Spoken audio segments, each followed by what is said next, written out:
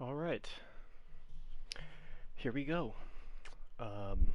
First and foremost, I want to say huge thanks to both PlayStation and Naughty Dog for providing me with a free copy of The Last of Us Part 2.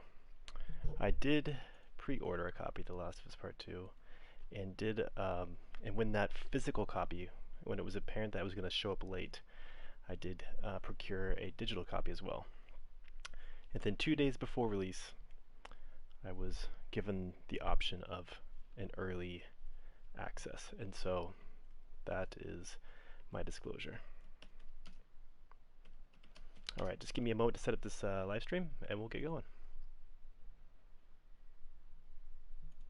Thank you kindly for your patience during this process. It'll just be a minute.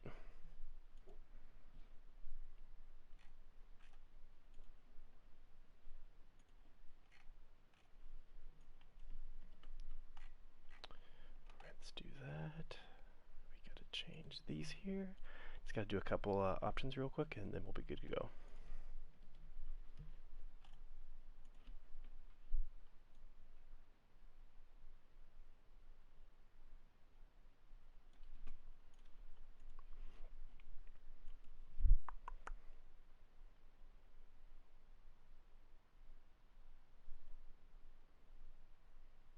Alright, it looks like the options are saving.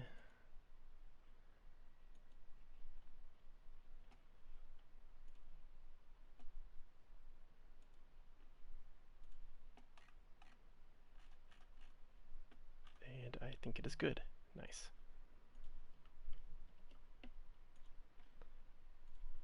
Alright, let me get to the live chat and then we can begin. So I took some questions. I asked for questions the last couple of days, and several of you sent questions in, and there's some really good questions. So I will make sure that we cover, I'll try to get to all the questions if I can, but if for whatever reason I don't get to your question, please don't be offended. Alright.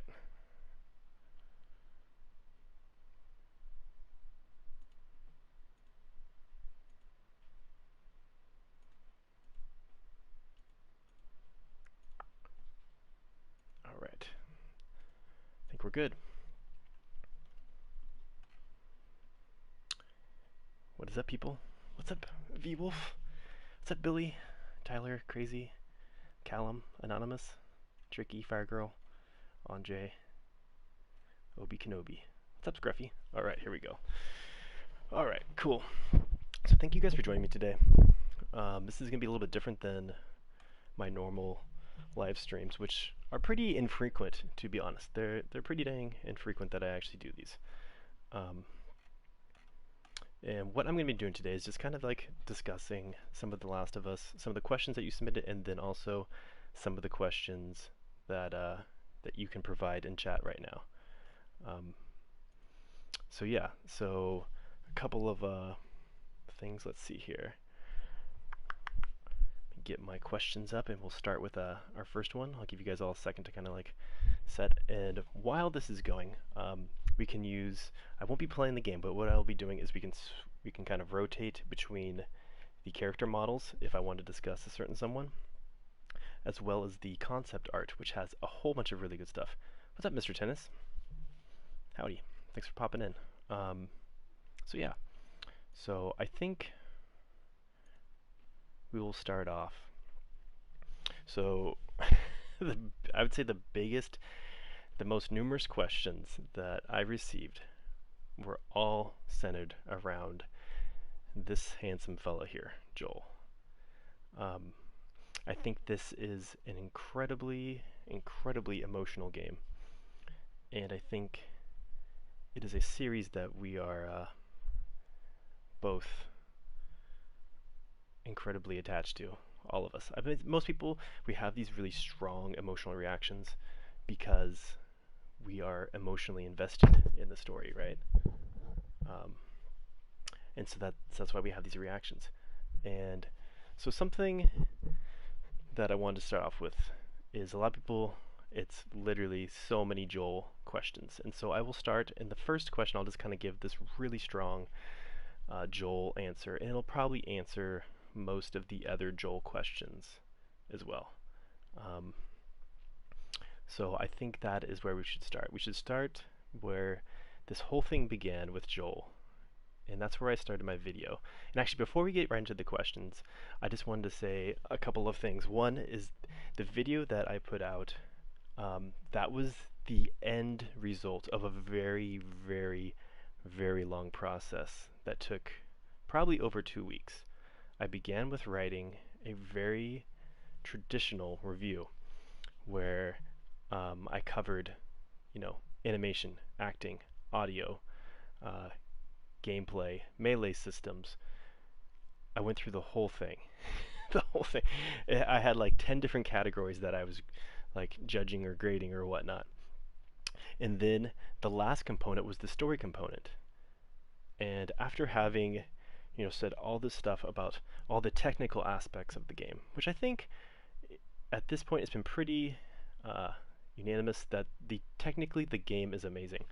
A few things that I always throw out there is I played a couple different sessions of 7 hours straight. What's up, NJ? Thanks for stopping in. A couple different sessions of 7 hours straight. Not a single load screen. After the game loaded in, not a single load screen. That, considering the size of the maps and the levels, and the fact that I'm playing on a standard PS4, to me was kind of mind-blowing. Just really, really good programming. Really, really good programming. And most of the technical aspects, the audio and all that, I gave 10 out of 10. I thought they did a phenomenal job with that. And then I said, but the main reason that you're probably watching this review is not so much for these technical aspects, it's for the story.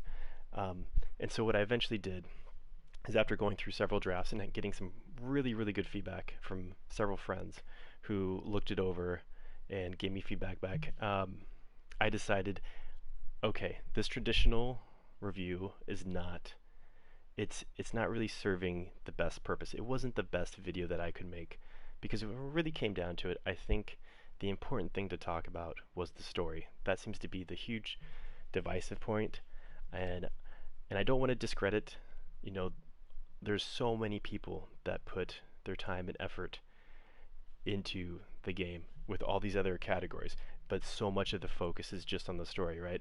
And so all those other categories, I want to give them their due credit. They did an amazing job.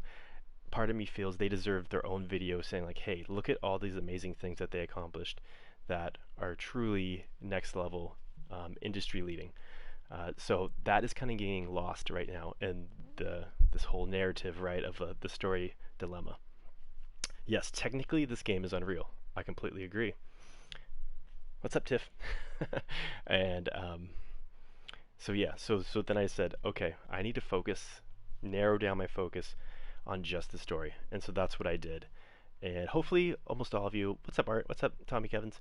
Hopefully all of you have watched that video, because this discussion might feel a little bit out of sync if you haven't seen that video. You might want me to elaborate on some of the topics that I go into, and I would have to just reference you to that video. I'm like, hey, watch this 28-minute video, which I know is crazy long. It's really long, right, for this sort of thing.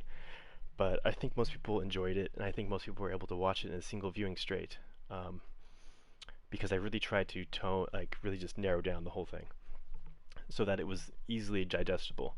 Because when I finally did get into the nitty-gritty of the story, I realized that it was a lot bigger, more ambitious, that's a great word, ambitious undertaking than I realized.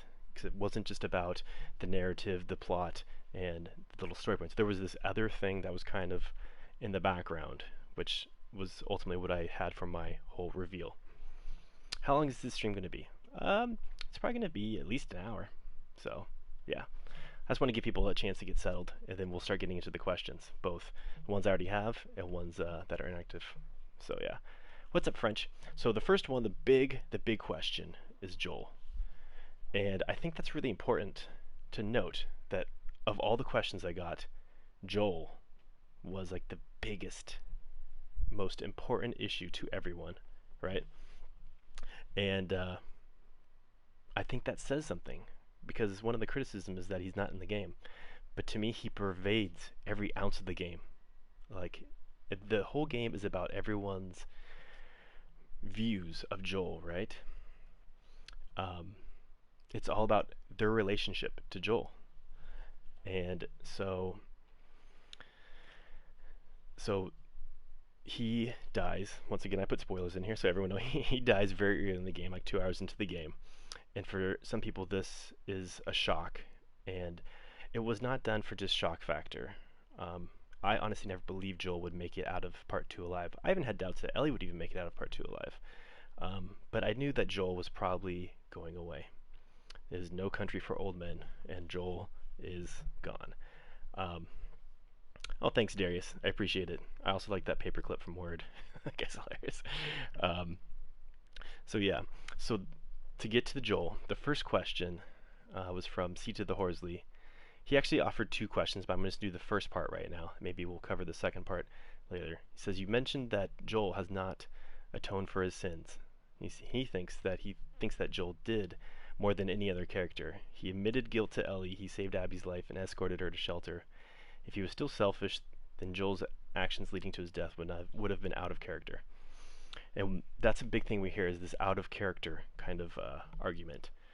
And that's also the same thing Roxanne had a question. A lot of negative comments stem from Joel being out of character, and we'll get to her question, the kind of details of that later. So to address that, the fact that he admitted guilt to Ellie. So Joel admitted his guilt to Ellie only when she ran away from him.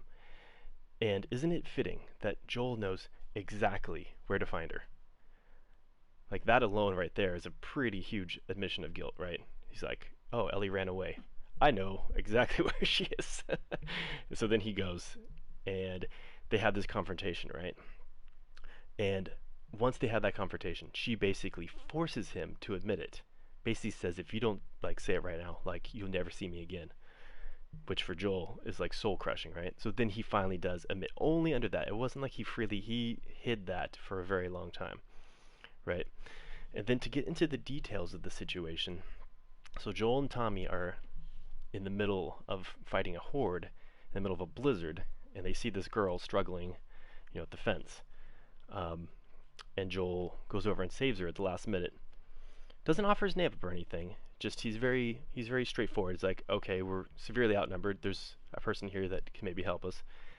And over the course of kind of escaping from this ski lodge, which would have been super cool if they had actually like gone down the mountain, like in the ski, like little gondola things. That would have been really cool. Part of me thinks that they wanted to do that, but then had some technical difficulties doing it, so they just jumped out the back. But that would have been cool. But Abby is the one who suggests the cabin, because really at that point they had no other options. They were thinking, "What's up, Virtual? What's up, Ion?" And so Abby suggested, because Tommy says like, "Oh, like Tommy and Joel are talking about, it and they're having a quick like argument." Says, "But we'll never make it back to Jackson in time." And so they know the cabin that she mentions, and so they're like, "Okay, we'll go there." And once they get there, actually it's right before they leave there. It's important to note, Joel does not reveal his name. It's Tommy. Tommy is the one who really outed them. And I think you see in the preceding chapters that he feels really guilty about that. It was really Tommy who, if you want to say, was out of character. I don't know. We don't really know that much about Tommy to know if that was out of him. I think he just, kind of set it on the side. Didn't really think about it. And so that's what happens. And so it's important to remember that all these events occurred the morning after Joel and Ellie have their fight on the porch, right? Yeah, Daniel. Tommy first revealed it to just Abby. It's true. She told him, and that's when Abby goes on and tells Owen later, right? Um, so Joel and Ellie have this fight on the porch. This is the following morning when um, some of this kind of fallout from that interaction is still kind of brewing in Joel, right? Ellie clearly told Joel that he took a meaningful death from her, and I don't know about you guys, but for me, when he said that, when Ellie said that, I was expecting him to say I'm sorry. because the way he says like, oh, if God gave me another chance to do this all over again, he's like, I would have waited for you. I would have found a way for you to have some say in it. But no, he says I would do it all over again. He doesn't hear her at all. It's all about him. And for me, that's like the core of the kind of the selfishness there, which I know that me saying that Joel is selfish really, I think, rubbed a lot of people the wrong way. And I think you can have selfish tendencies and tendencies of love. It's not like you can only have one of those. It's not like you're selfish or you're, really empathetic and able to love. It's not that. Like these, it's not black and white. These characters are complex, and there's so many tender moments between Ellie and Joel that obviously he has love for her. Now, whether that love is rooted in selfishness, that's a different question. But that's kind of the key point is that you don't really realize until the very end that whole conversation between them occurred right before the morning before this whole thing went down, right? And so another way to kind of look at the Joel out of character aspect is he basically saves Abby. It's kind of like an effort to show Ellie that he's worth forgiving, that he has worth, right? He is trying. Joel is not very eloquent.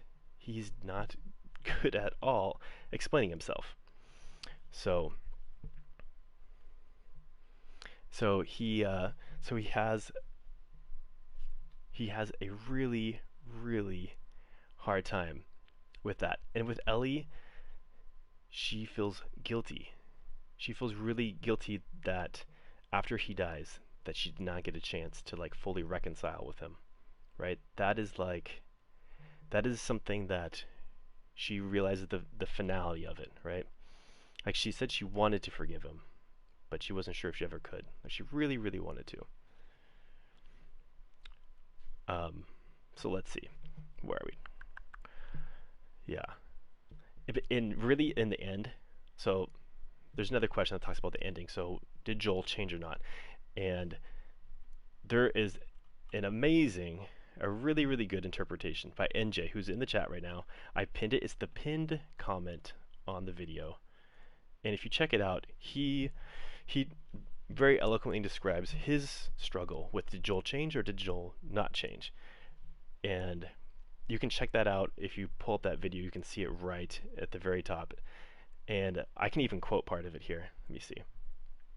I'll see you. Okay.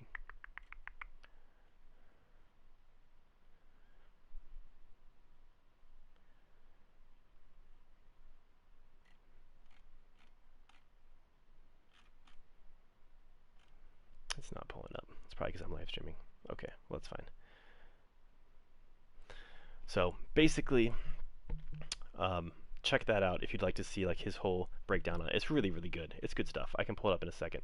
But I do have an idea that I want to like kind of get out right now. And it's not just that, but it's also Joel misunderstands Ellie's anger that night. And it is something that Ellie does with Abby later. It's like the same mirroring that happens, right? And another way of kind of looking at it, which in a discussion with my friend, he mentioned this, and it was really, really a good insight, is what Joel should have been doing this whole time was showing Ellie why her being alive was better than her being dead, right? She wanted that meaningful death.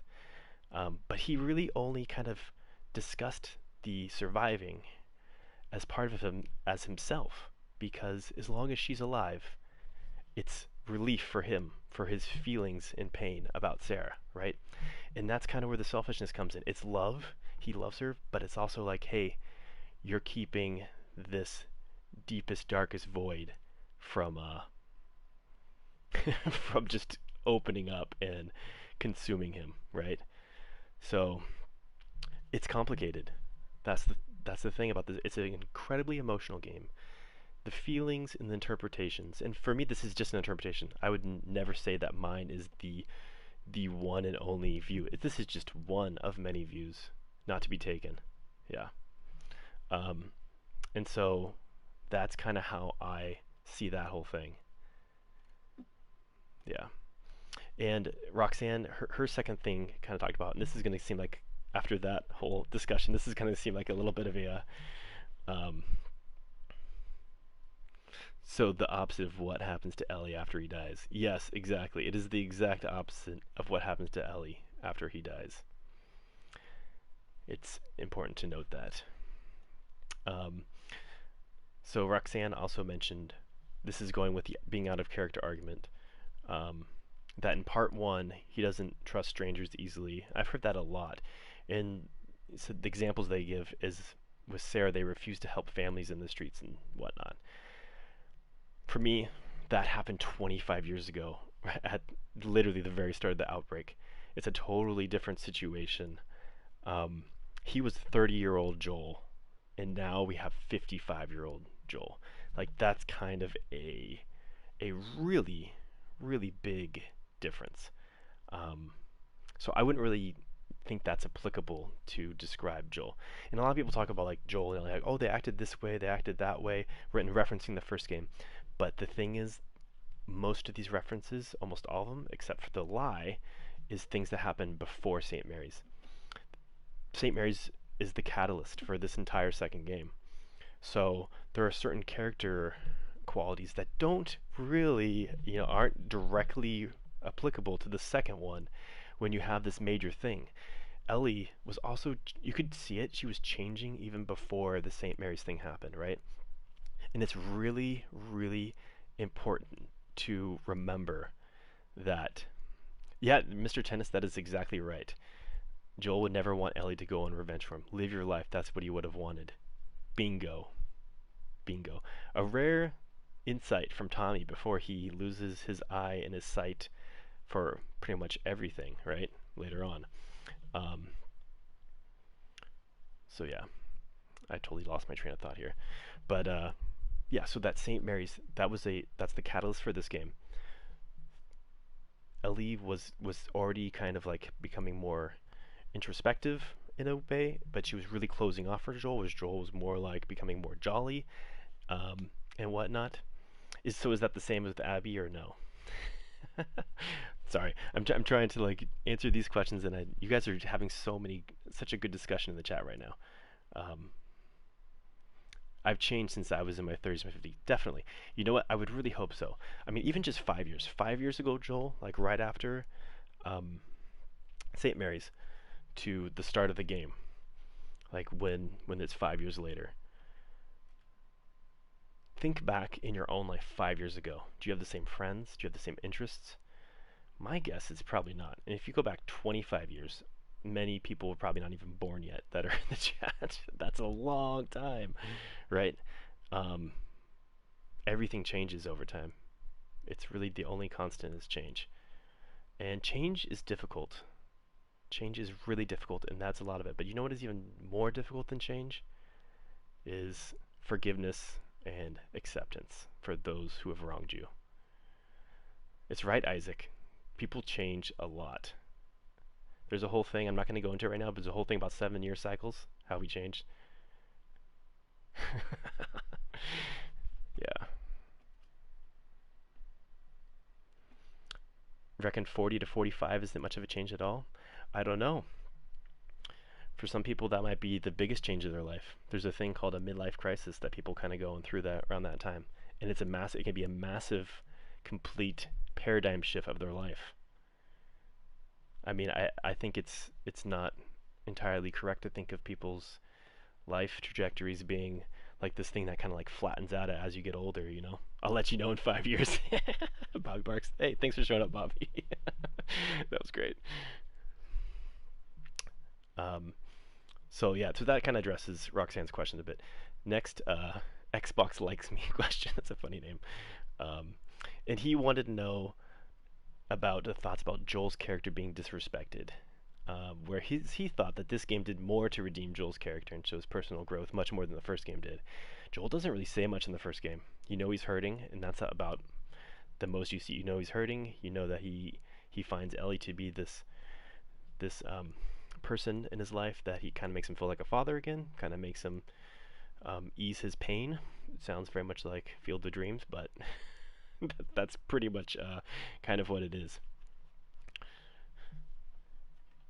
Yes, Tim, that is so. And this was just very simply looking at the situation there. I think a lot of people are forgetting that there was this massive horde that they were caught in, that both of them agreed they would not be able to outrun.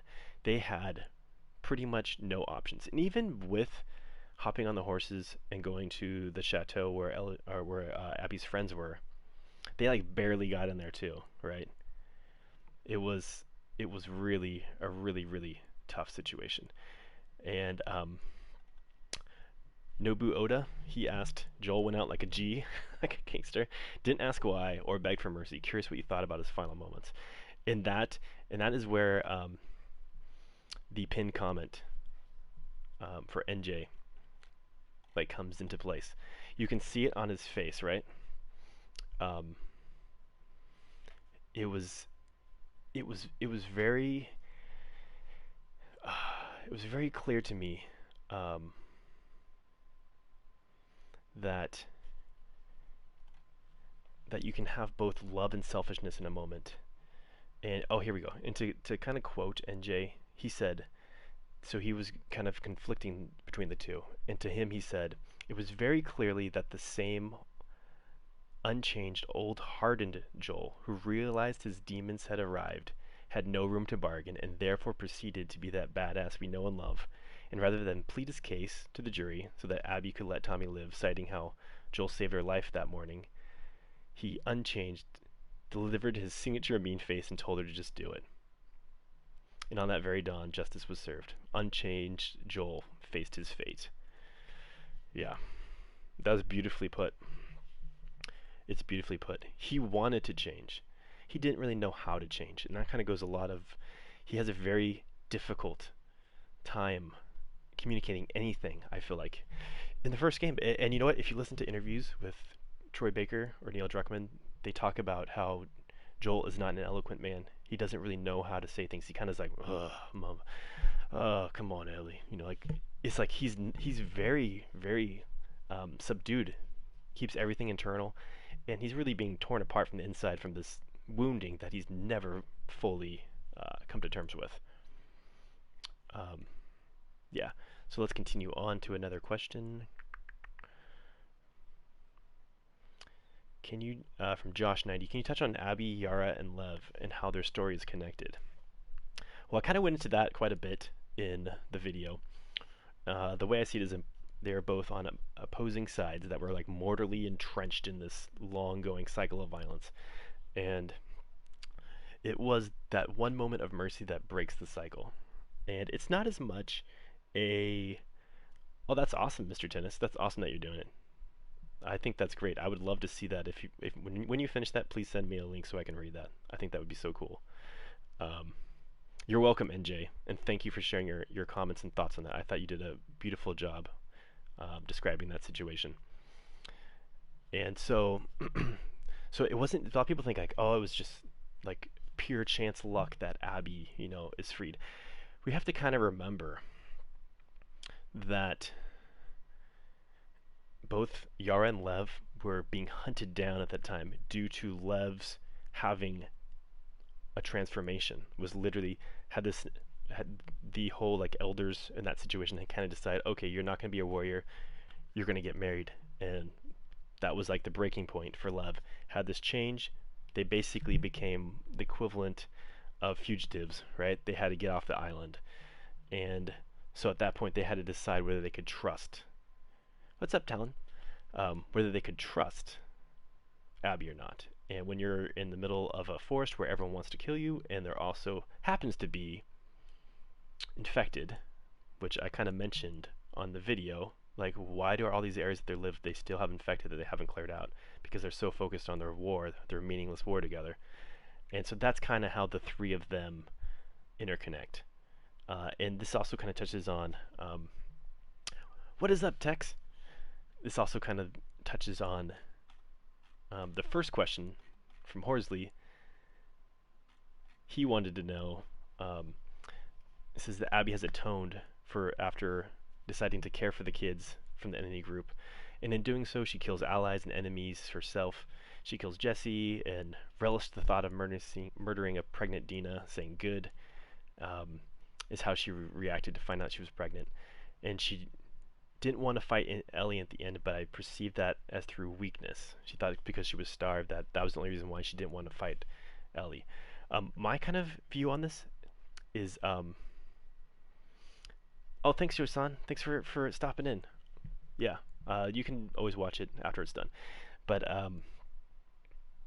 the thing about that is, I see that. So after Abby had this ascendant moment where they very, very high up, facing her fears, crosses the sky bridge, descends into the pool with the symbolic baptism, which to me was kind of obvious. That was the very first time I played. That was the first time I thought, oh, she just had like a baptism pretty much, like because she had to overcome this tremendous thing, like one of her greatest fears. I think it was her greatest fear in life, and so um, after having finished that, then she finds out all her friends are dead, all of them, done, and so she gets this challenge, this first fate is offering her this challenge. Are you going to go and kill Ellie after this?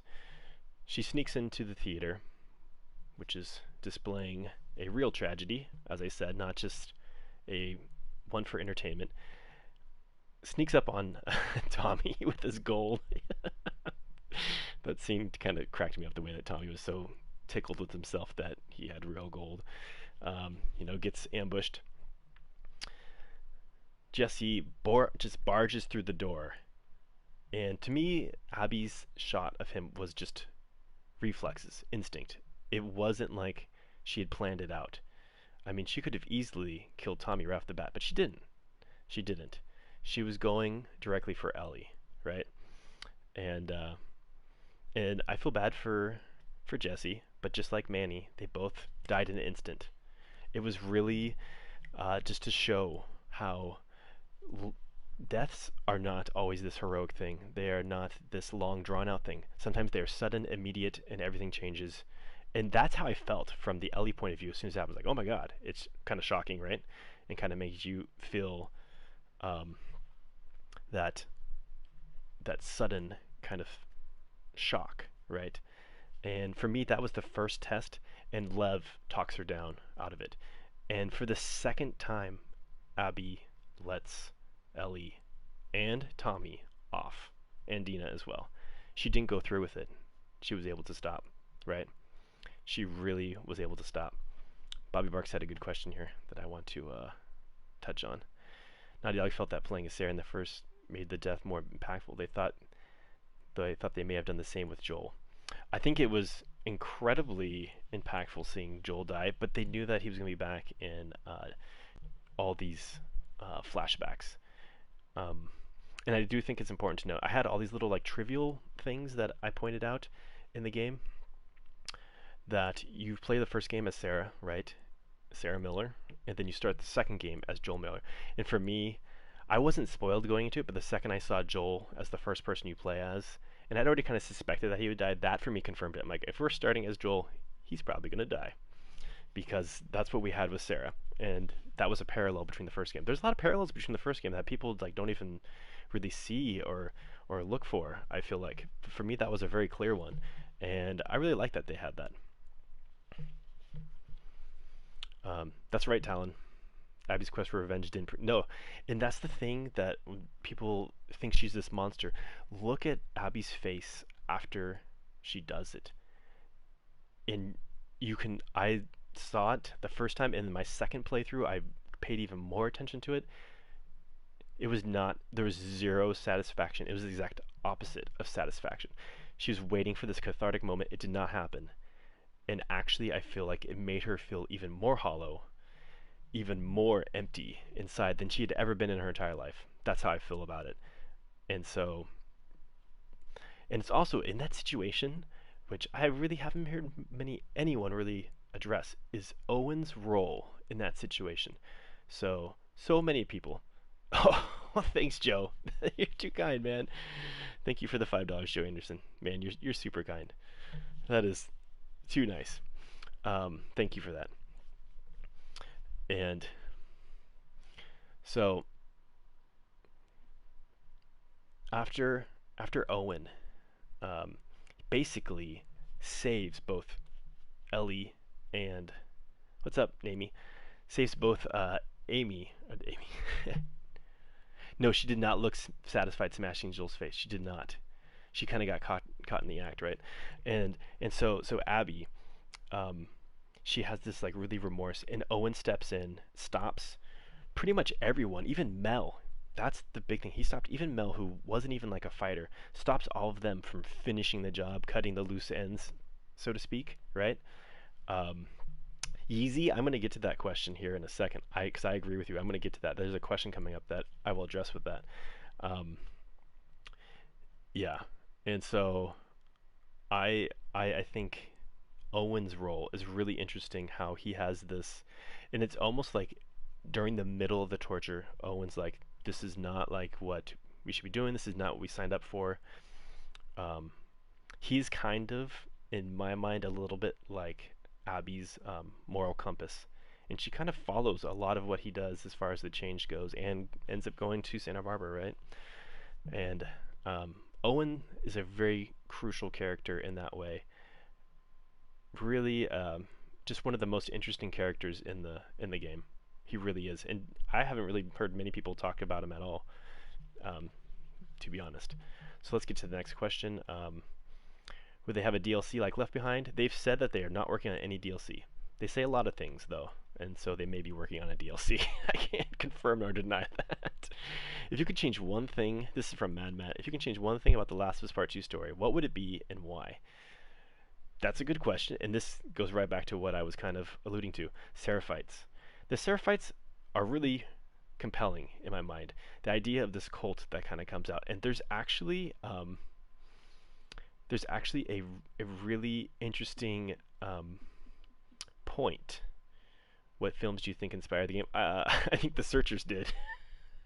For one, there's a really interesting parallel between The Searchers and this game. Maybe a later video at a later time. But there are a lot of other movies that I feel had influences on this as well. Um, in a really weird way, I know I don't even think the directors thought of this at all, or the writers. But Run Lola Run. Have you ever seen Run Lola Run? It's a German film called Lola Rent, and has a very similar thing about how all of your actions create all these ripples for everyone else's lives, and how your actions, you have to kind of take responsibility for your own actions, or you can really screw up other people's lives.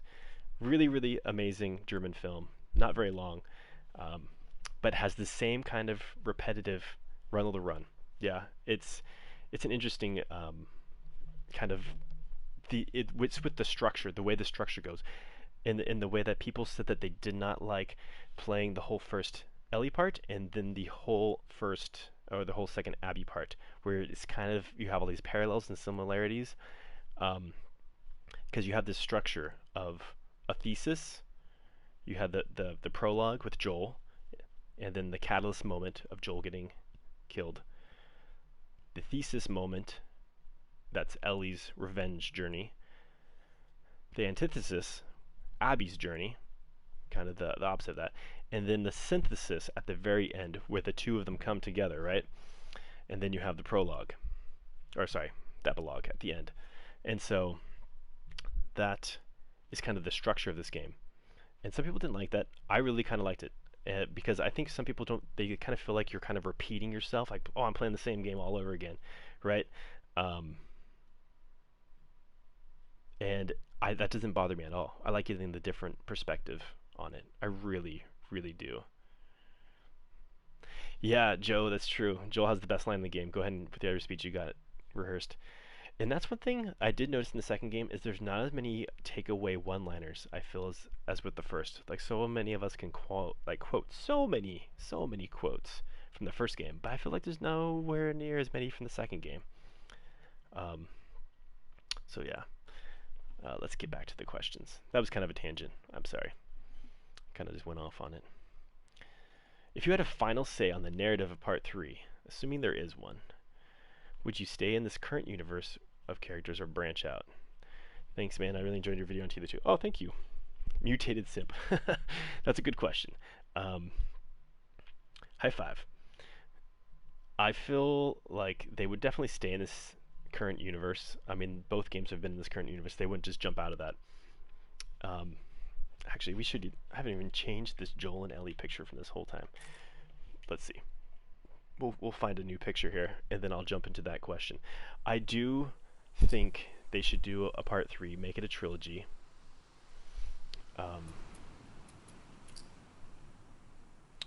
Let's go to, we can go to the concept art.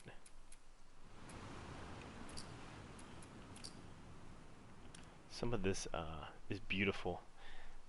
Just beautiful, beautiful concept art. That is so powerful, right? Oof. That's a good one.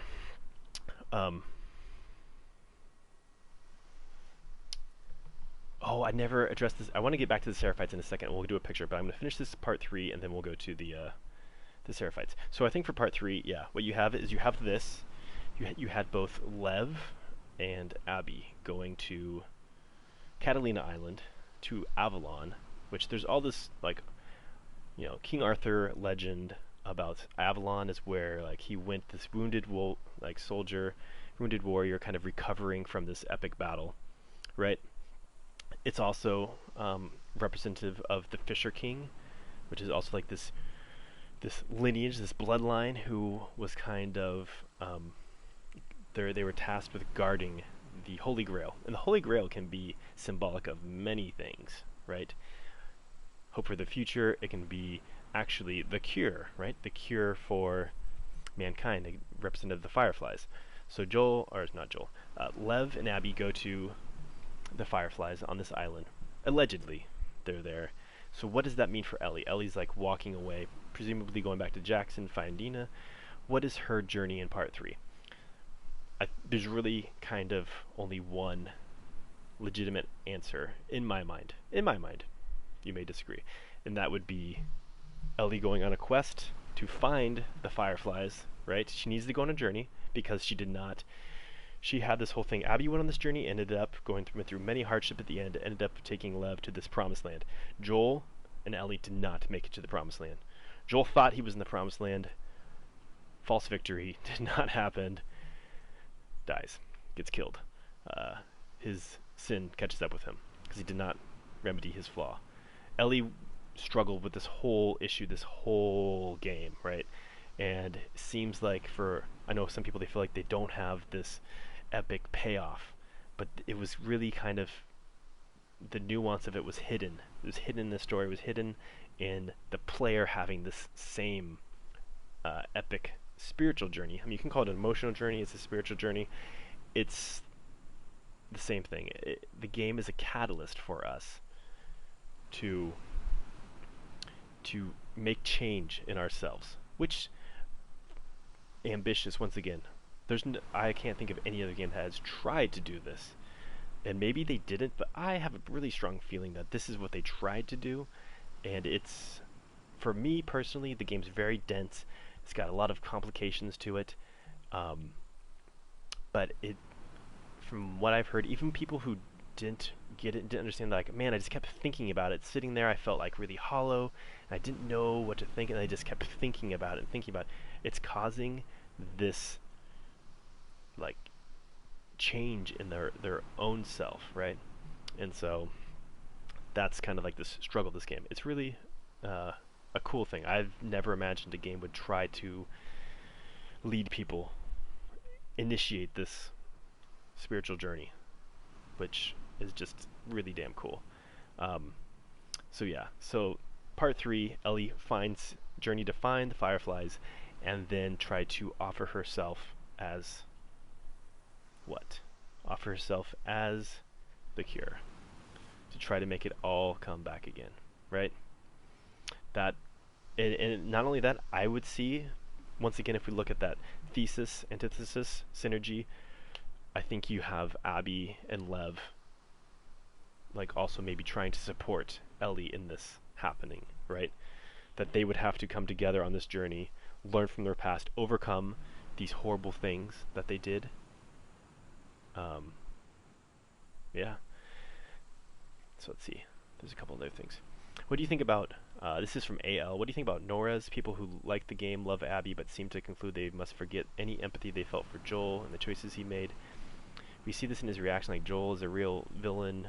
Seems like they're missing something about the game too. Empathy is not a zero-sum game. Seems like Nora's and Ellie's are more concerned with picking sides, playing out like the WF Seraphite battle of their own. Yep, I agree. Cycles of violence. It's not about taking sides. It's about understanding and coming to acceptance about it. It's part 3 going full circle. That's right. Thanks for showing up, Casual. I appreciate it. What's up, Virtual? Thank you for stopping in, man. What's with the Seraphites? Thank you, Caesar. Seraphites, I think, was a huge missed opportunity. Yes and no. And part of this is for pacing reasons, which I know a lot of people are critical of the pacing, and I agree. It didn't personally bother me at all. I spent a long time playing this game, and I enjoyed it. I like long books as well. They don't bother me. I like really soaking things in. It's also why I didn't like live stream the game and like feel like I needed to like power through it real quick. I wanted to like savor the moment, and that's what I did with this game, really. Yeah, Daniel, I never took Joel as the villain either. I don't see any villain or hero in it.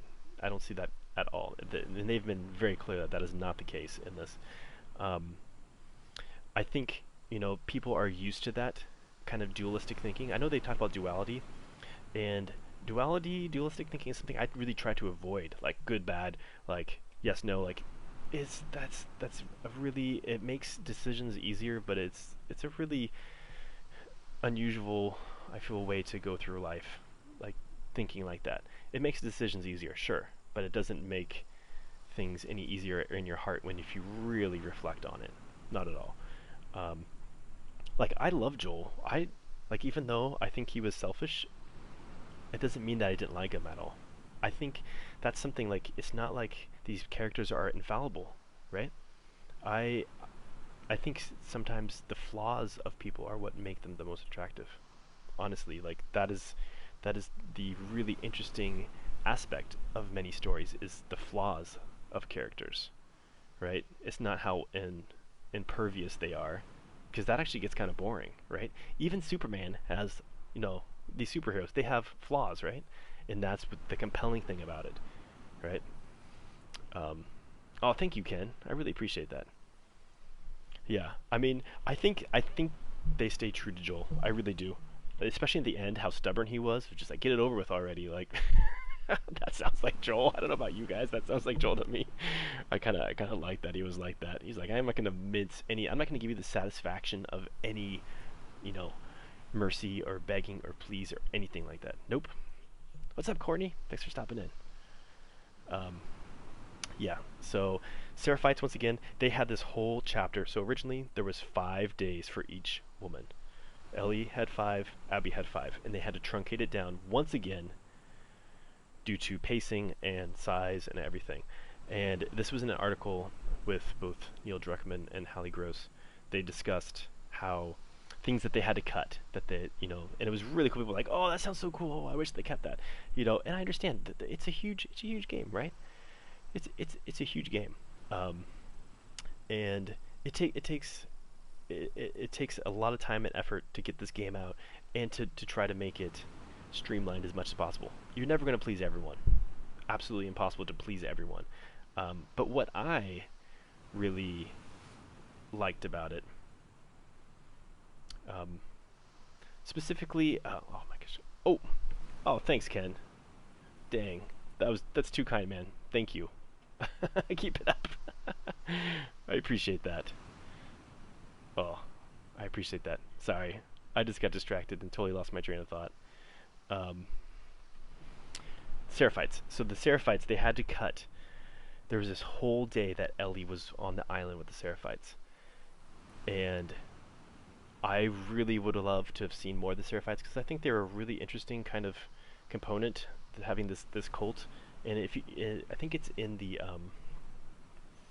is it Hillcrest? It's either Hillcrest or right after. You can find a note that kind of describes the origins of that, the origins of the prophet how she kind of like saved this neighborhood who was like on the brink of starvation.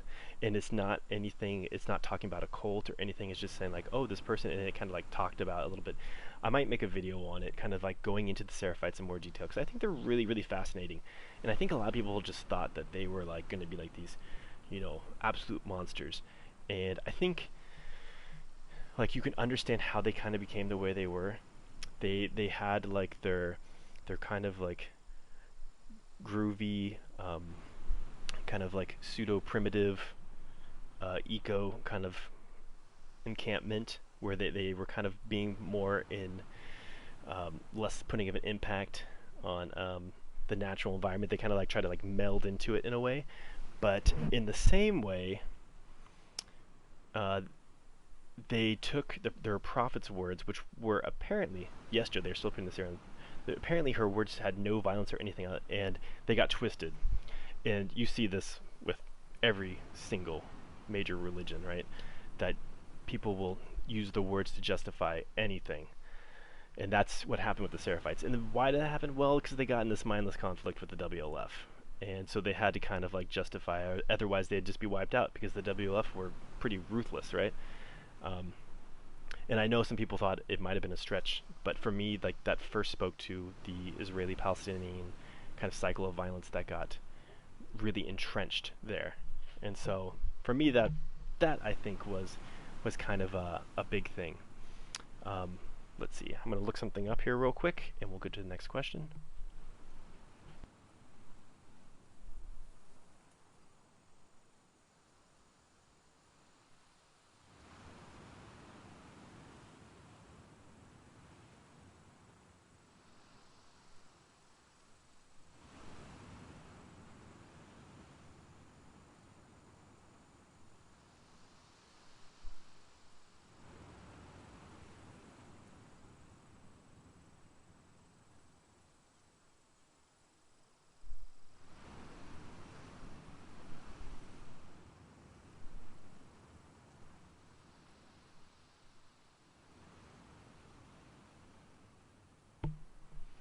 All right. Thank you for that. My voice was starting to go, so I need to get some water. um, yeah, so I think with the Seraphites, I can understand that they had to cut some of it, but I do think they were an incredibly fascinating group. And one thing that Neil Druckmann did mention is originally when Ellie spent this day on this island, they were having her go through various stages of hell, which once again leads me directly to Dante's Divine Comedy, which I think it's honestly, I know some people might not like, but like the idea of kind of like having these symbolic, uh, epic adventures based off of classical literature, especially some of these Greek tragedies, I find it absolutely compelling. So those classic books, I know some people just like, oh, whatever, they're old and people don't want to look at them. There's some amazing stories and they're just really intense, visceral stuff in there. Yes, Ish.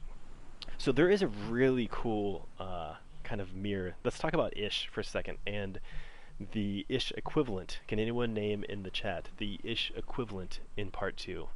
You'll get bonus points if you can name it, what the equivalent of Ish is. This is another parallel between the first game and the second game. A really brilliant piece of environmental storytelling. Thank you, Tactical Napper. Boris. Boris Leversov. Yeah. And we first are introduced, to Boris in Hillcrest when we find a picture from his daughter that she drew. I really wish that they had like that picture, if there was a way to like easily like go to, there it is, Hillcrest. Indeed. If like there was a really, yes, Garage Stalker guy, yes. He's the bow guy. He was like this bow champion. His daughter Sophia, which I love that name. It's a great name, Sophia. You should look it up sometime, the meaning of it. It kind of fills in really well with a lot of the themes here. Boris Leversov or Legurvasov or something like that.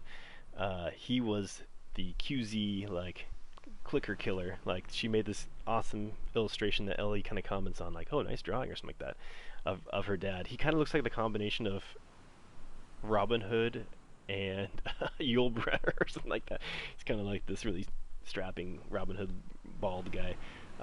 Really cool illustration.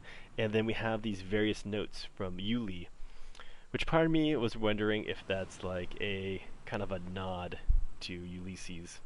Who knows?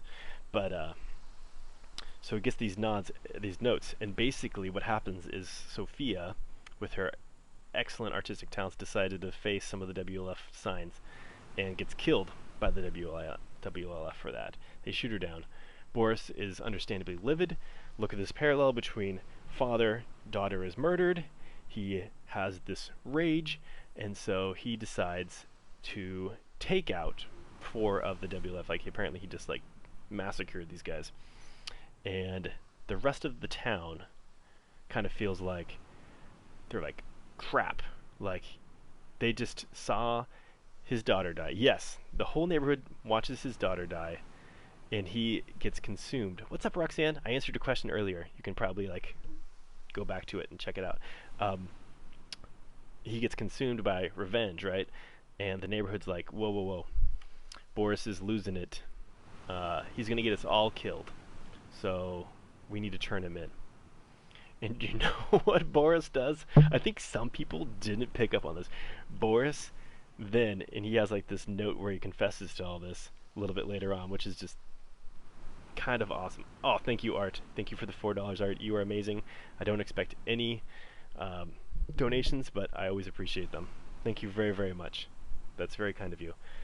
Boris poisoned each of them, not so they'd die. He poisoned them so they would fall asleep and be very immobile. He then dragged them into that kind of like auto shop in the back, and he locked them in there. But when he was putting the last person in, the first person that was in, there was already spores in there and everything. The first person that was in there had already turned and like bit him while he was throwing the last person in there. And so then he went back to that house, wrote that note, went to the garage, turned into that crazy bow clicker, epic Boris.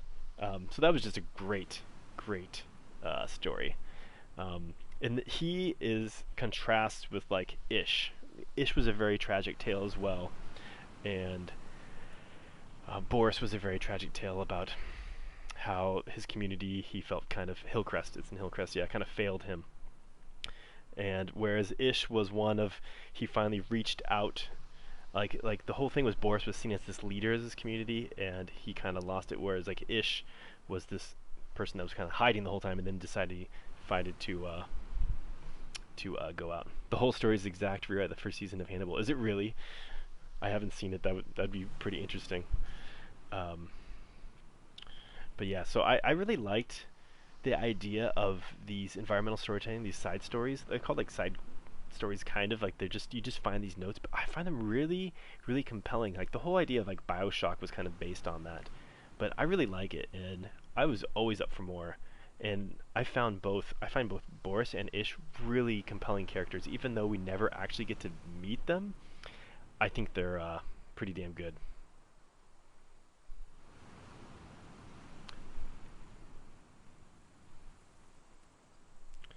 All right.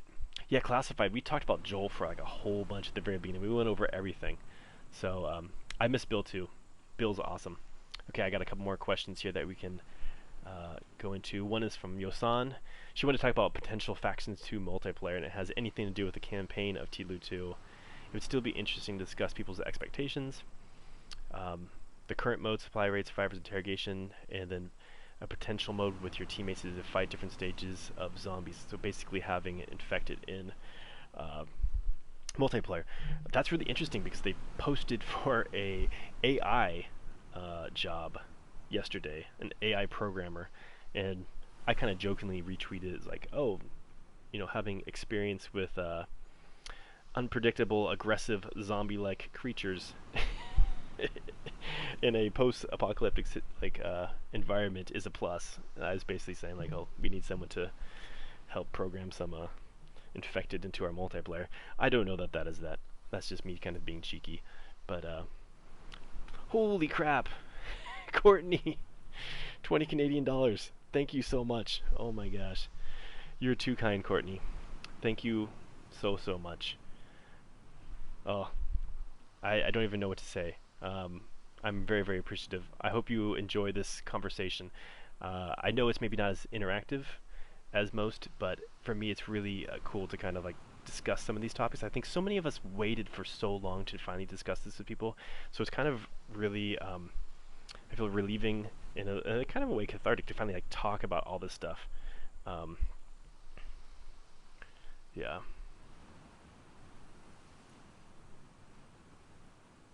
The Boris story could have been more impacting if we were to see something. Well, the thing that we saw, Jose, was all the people that he locked up. Those are the people that came out of that auto garage in the back. Those are the people that Boris locked up, which I think once you figure that out, I'm like, oh my god, that's what he did, you know? I th- I thought that was interesting. For me, it hit me pretty strong. Thank you again, once again, Courtney. You are very kind soul. I appreciate that. Fire Girl, you too. You're very kind too. Oh my gosh. Thank you. Um, and so, let's see. Let's go to the next question. So this was back to the factions. Factions has not been announced. They've been working on a multiplayer for first it was they were directly working with part 2 and Anthony Newman said yes, factions will be back, but then Kurt Margano kind of said like, nah, multiplayer will be back. Let's not call it factions yet. So that had a lot of speculation that it'll be different or potentially significantly different. What's up, Jess? Thanks for being here. And yeah, for me, I think it's coming down the road. I think we hear something within 6 months, for sure. I think they're putting a lot of time and effort into multiplayer right now, and so I'm really excited about that. Bill, Jess says there was a conversation between Ellie and Dina near the trip mine part about Bill that was cool to listen to. Yeah, I put that in the video, and I really liked that nod, and that was actually foreshadowing to me. I thought it was foreshadowing of kind of talking about Bill, this lonely guy in a lonely town who kind of put himself in that corner, and they kind of reflect on, oh man, that's kind of sad. And Ellie kind of sees it like, no, it's not. Like, he was like strong, you know. Like, she kind of has like this whole thing, like people like could drag him down or whatnot. It's really interesting because that kind of is the same attitude she takes later with Dina. Like, oh, you're pregnant now. You're kind of dragging me down. Like, I need to stay strong. Yada yada. Right. And so that was an interesting kind of like parallel with Bill. Let's see, Ahmed commented, just finished watching the video. Do you think that the game is designed to tell its story? For example, in a game with the ideas and themes of TLOU, should it really have been designed like a normal game? Should the way death works in the game have been innovated upon what we know, so much to further push the themes and make up for the experience? That's just one example, but I was watching your video, I was thinking in so many ways the games could really push video games forward like 20 years if the game design matched the incredible ideas they were going for. I totally understand what you're saying. I think just the story alone is more than most people can handle. Honestly, I think it's more than most people can handle. I understand what you're saying. I think sometimes change has to happen incrementally. That would be my answer. That change has to happen incrementally, and maybe too much of that paradigm shift, and you lose the audience completely, right? So that would be my answer to that. I think that's a good question, and I think it's pretty good. Mario, I was wondering if you've seen the leaked Faction 2 gameplay. I've seen it. I don't ever comment on anything really leaked, because for me personally, if I had like, it's like if you saw my first draft of the video that I put out, the ending explained, and if you just saw like a snippet of it, you'd probably think it's crap. You might even think it's horrible. You would never have watched the actual thing because you saw this out of context little snippet that was never intended to be publicly seen, right? And that's the same thing with Factions. We like the context behind it, we have no idea. It could have been before they decided to separate that Factions mode from the main game and potentially make it its own game, right? So it could have switched up quite a bit. Yeah. Angel said, do you think you can make a video about Solid Rev's video? I don't know who Solid Rev is. I feel like he's part of the group that missed the meaning of the story characters 100%. There are a decent amount of people who missed it, who missed the point. And you know what, that's just part of the journey. We all have different paths that we take. I have a quote that I used to say about people who use the tactical shotgun in the multiplayer. It's not that they're evil; they're just that's where they are on their path right now, right? That's just where they are, and maybe they never move on from it, or maybe they do. Maybe they decide, you know what, I'm tired of using this thing. I'm gonna actually start picking up some other primaries and figure it out. Let's see. So let's see some live questions here. Do you know if there will be an update soon? There will. My estimation, I do not know. I do not work for Naughty Dog. I cannot say anything for certain. I do not think that there will be a an update. I really don't. It was programmed on PS3, running on PS4. My understanding of it is it's kind of like held together by duct tape, um, you know, metaphorical programming duct tape. But I love it. I think it's amazing. I know there's issues with it, but I'm fine with the flaws that it has right now. I'd much rather have them spend their time and resources and dedication to a new multiplayer experience than try to potentially fix these little things on this one. Yeah. This game hurt my brain. It hurt our brains. It hurt our hearts, right? Oh, I've been streaming for 65 minutes. I would like to give a huge thanks to both PlayStation and Naughty Dog for the free copy of The Last of Us Part 2. You have to say that every hour or so. Yes, I did pre-order the game. I pre-ordered the special edition, I think it was. But they were kind enough to offer me a 2-day early access, and for that I'm incredibly appreciative of. So thank you for that. Alright. How do you feel about fighting Ellie? Could you have put a knife in her neck? All of the Ellie versus Abby situations were incredibly uncomfortable for me. Incredibly uncomfortable. Let's see if they have... That's just a really cool ass picture right there. We should talk about the aquarium and the theater. What's up, Pedal Strike? Thanks for stopping in so much.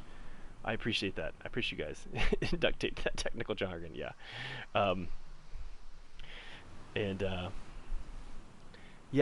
It's in the first one, the very first confrontation between them. Like, no, I did not. Like fighting against Ellie, Mike, you feel very conflicted, right? And I really love that you take it and flip it on its head.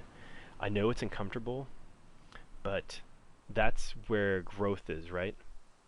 Uncomfortable moments promote growth. Sounds weird, but that's really the reality of it. If you're comfortable, if you're sitting back just super comfortable, do you think you're like really going to grow very much? Not really. Right? You may like get warmth or feel good, but to have like true personal growth, that comes from struggle. It really does. And it's something that, so I'll probably like share something like personal here.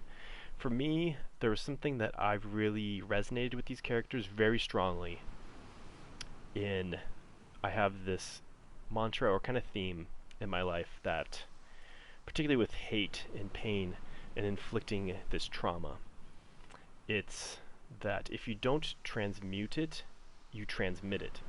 Basically, if you don't deal with your pain, with the trauma that you have, then you lash it out to others. And that is kind of the genius behind this game. Is that's right, Ken. That's the genius behind this game, is it puts us in this very traumatic situation and we're forced to deal with this beloved character dying very early.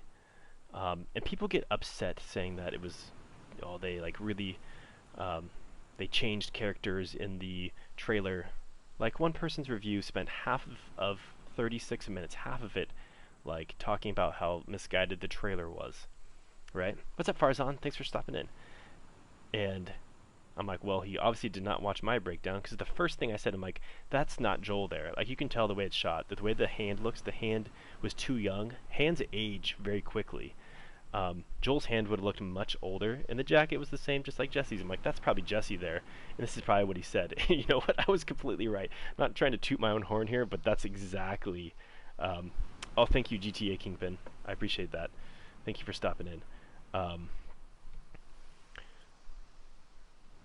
It's true, Magnus. The sound they like that loud sound, and it's kind of like this PTSD. Um, that sound, yeah, it is really triggering, right? It kind of, you know what it is? It's really primal.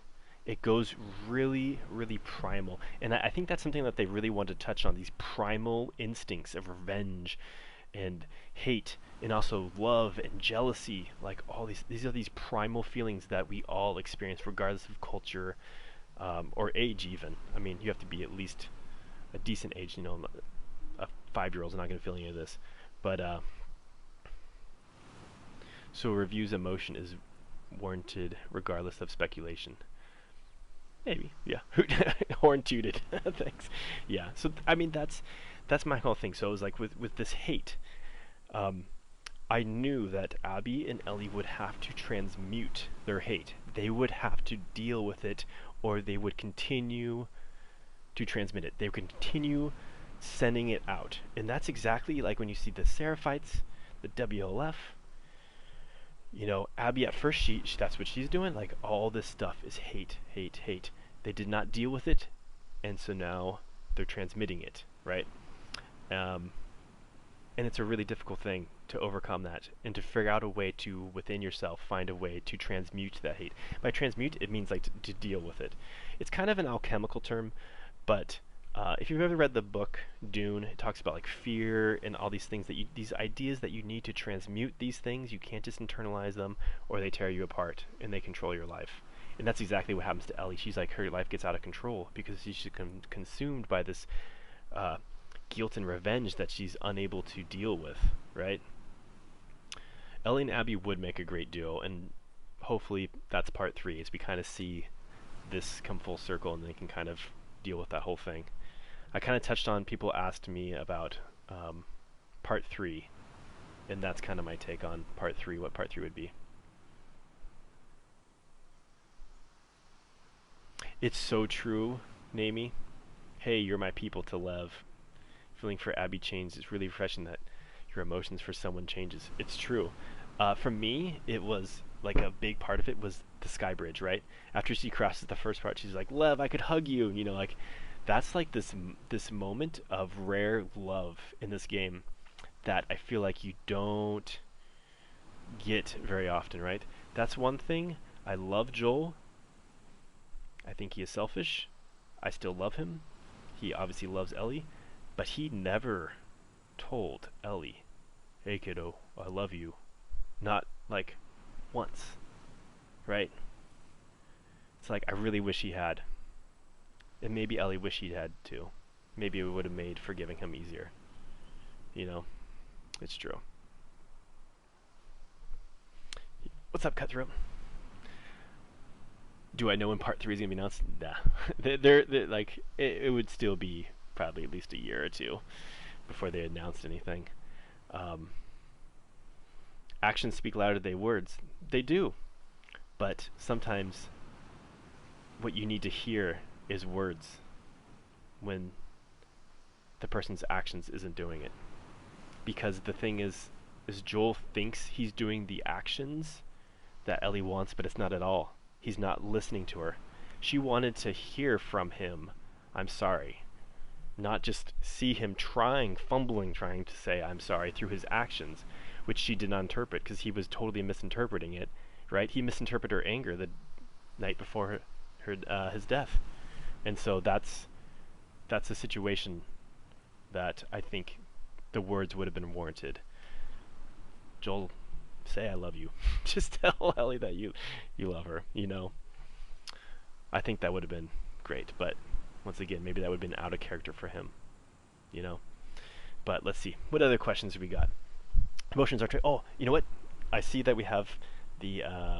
so there's a cool thing kind of contrasting the theater and the aquarium, where Owen, that's where you really see that Owen separates from the cycle, right? He would go to this aquarium, and the aquarium's a really interesting metaphor because it kind of like houses nature. It's kind of like nature in harmony, but it's out of control. There is some really excellent metaphors, symbols hidden in that. If you go to the aquarium, try to find where they're describing the coral.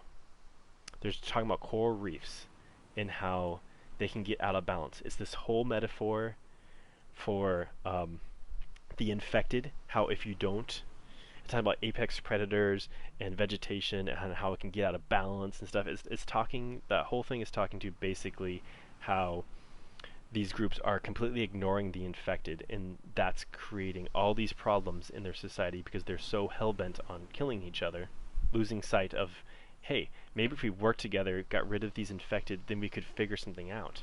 But it's kind of like this thing that they just ignore that's growing on the like the coral, so to speak. And coral kind of looks like infected too. It was a really nuanced, very small detail. You should check it out. Check out the aquarium. Check out the description of the coral. It's really, really beautiful. Like the Museum of Natural... I'm so glad you mentioned that, Joel. Let's go to that. The Museum of Natural History. Let's see. It's this one. No, not Finding Strings. Day 1, right? There it is. Birthday gift. End of day 1. I think the Museum of Natural History was such... I mean, obviously the whole, like... space shuttle, that was such a beautiful moment. And when I first saw that, as amazing as the giraffe section was, oh, Darius, what was the seal in the aquarium about? That's an excellent point. So in the seal, they have this seemingly unnecessary discussion about how he's like, it's got spots. He's like, it doesn't have spots. Like, you're crazy. Like, he's like, no, the seal has spots. They keep going back and forth. It's talking about like that they're recalling something differently. Their interpretation of the situation is interpreted differently. One sees spots, one doesn't at all, right? We can put these images in our minds that are misconceptions that we don't realize are misconceptions, really, right? We don't realize it until it's too late, until he takes a freaking seal and puts it right in their face and says, it has spots. Like, oh, I never remembered it that way, right? So that was a cool thing about the seal. Now, to go to the Museum of Natural History and the whole astronaut scene. The giraffe scene was amazing in the first game. But to me, this scene here, it exceeded it. I really thought it was amazing. Especially with the controller, the way that they made it feel like you were lifting off. And kind of had this effect of like the light shining on Ellie's helmet. Super well done. That was, and it was a much needed break from the heaviness of the game. You had this amazing moment, and it's a perfect example. Like, yes, Joel, has this love. He loves being a father. You can tell how much he loves being a father, planning this whole thing for her. It was one of the few moments where Joel was really able to convey his feelings. And notice once again, it wasn't like he had this speech for her. Like, he wasn't like, I've been planning this for a long time. I know you really like this. I really appreciate it. Like, no, it's none of that. He's just like, here you go, kiddo. Like, yeah, Maria told me about this place. Like, it's just like, everything is so simple with him, right? But that's how he showed it, right? He showed it. Joel did great with that, right? I love that within that same chapter, they then cross the river. They cross the river, and they go to the Museum of Natural History, where Ellie goes in because the door is all jammed by herself, and that not only like you're going off this high of this amazing, right? You're going off this high of this amazing, like really touching scene, and then you see on the wall like, oh, like the child ran into the blast. I didn't stop him or something like that. And you're just like, wait, what? You see all these really disturbing, awful things that were written on the walls. And it's you're just like, what is going on? And you're instantly unnerved, right? It's this 180 going from this awesome high to like, am I gonna get killed here? Like, what is going on? And I'm so glad that they added this chapter in it. Yes, the wolves surrounding the moose. I think Jess posted on Twitter today, that's like a metaphor for Joel, right? Literally the wolves, WLF, like surrounding the moose, done for. right? And so you're reading all these horrible things, and then you find the suicide note. And I'm so glad they included that, because that was kind of my criticism.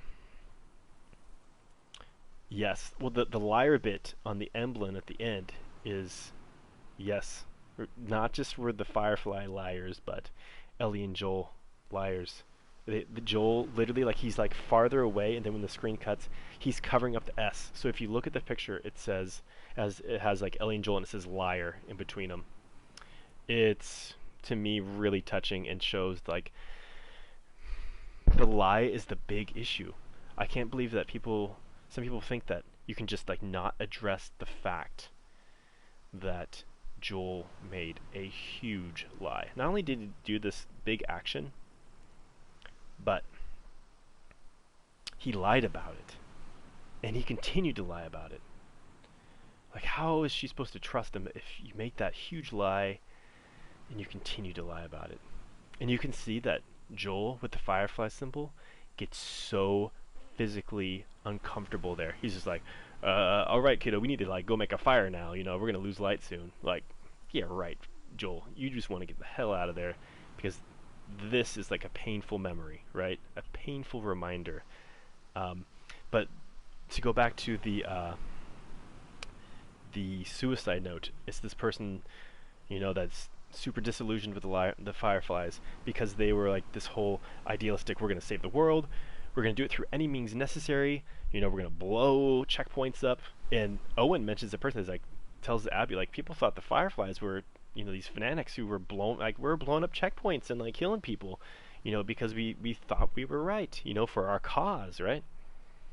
And it's this really interesting thing that was kind of, because the game ended, the first one ended where it did, that you didn't really get to explore the Fireflies more, and also the fallout of that whole thing. But basically, you know, these people like thought that they were doing this whole thing, and after Joel did what he did and take the cure, it's like they completely crumbled. But it wasn't just that. It's the fact the person says, like, and the reason they wrote all these scary things on the wall, it's like, I don't even know who I am anymore. I can't believe the like atrocities that I committed. And that was my whole point.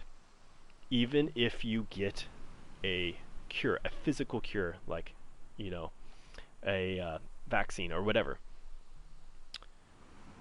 you still are living with the trauma of everything that you did for years. At this point, we're 25 years out, right?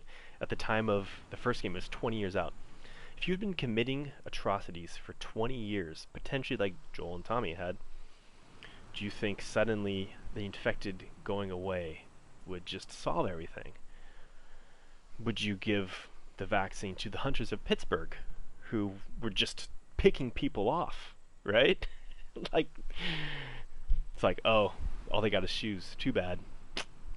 Like, that like really hit hard the first time when I was going through that Pittsburgh scene, right? That's like the big thing, and I know they kind of developed this whole like kind of like debate, you know, like, well, would the Fireflies really save humanity? It's like, nah, it's kind of it's a brilliant debate. It's a really good thing. And do you think Ellie would turn herself in for a cure? At this point, I do. I do.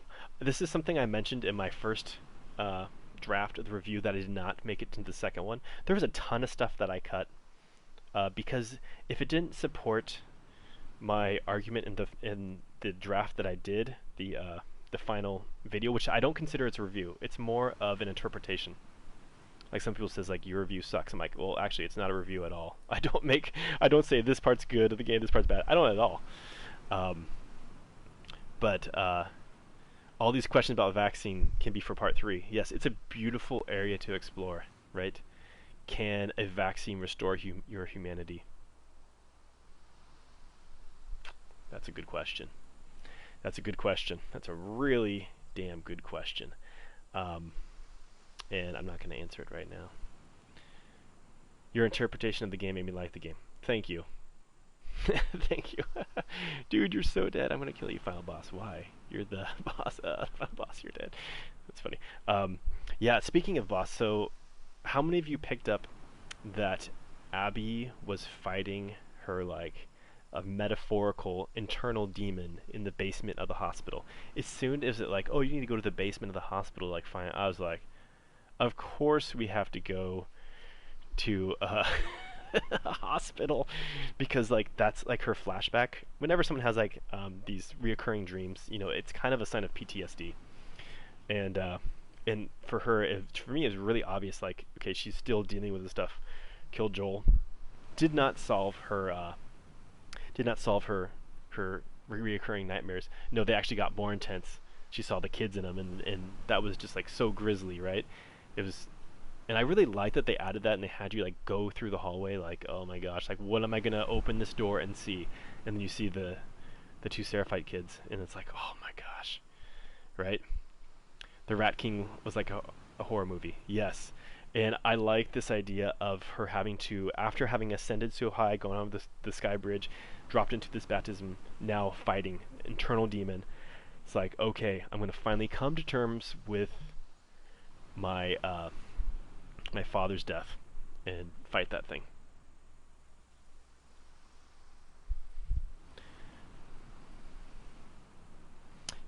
Yeah, they were able to restore humanity, but fighting each other over power and that. I think so. I think so. The Rat King, yeah, the Rat King was like Abby's internal demon. Like she had to like defeat that, right? Had to ascend and then defeat that in order to finally come to terms with her father's.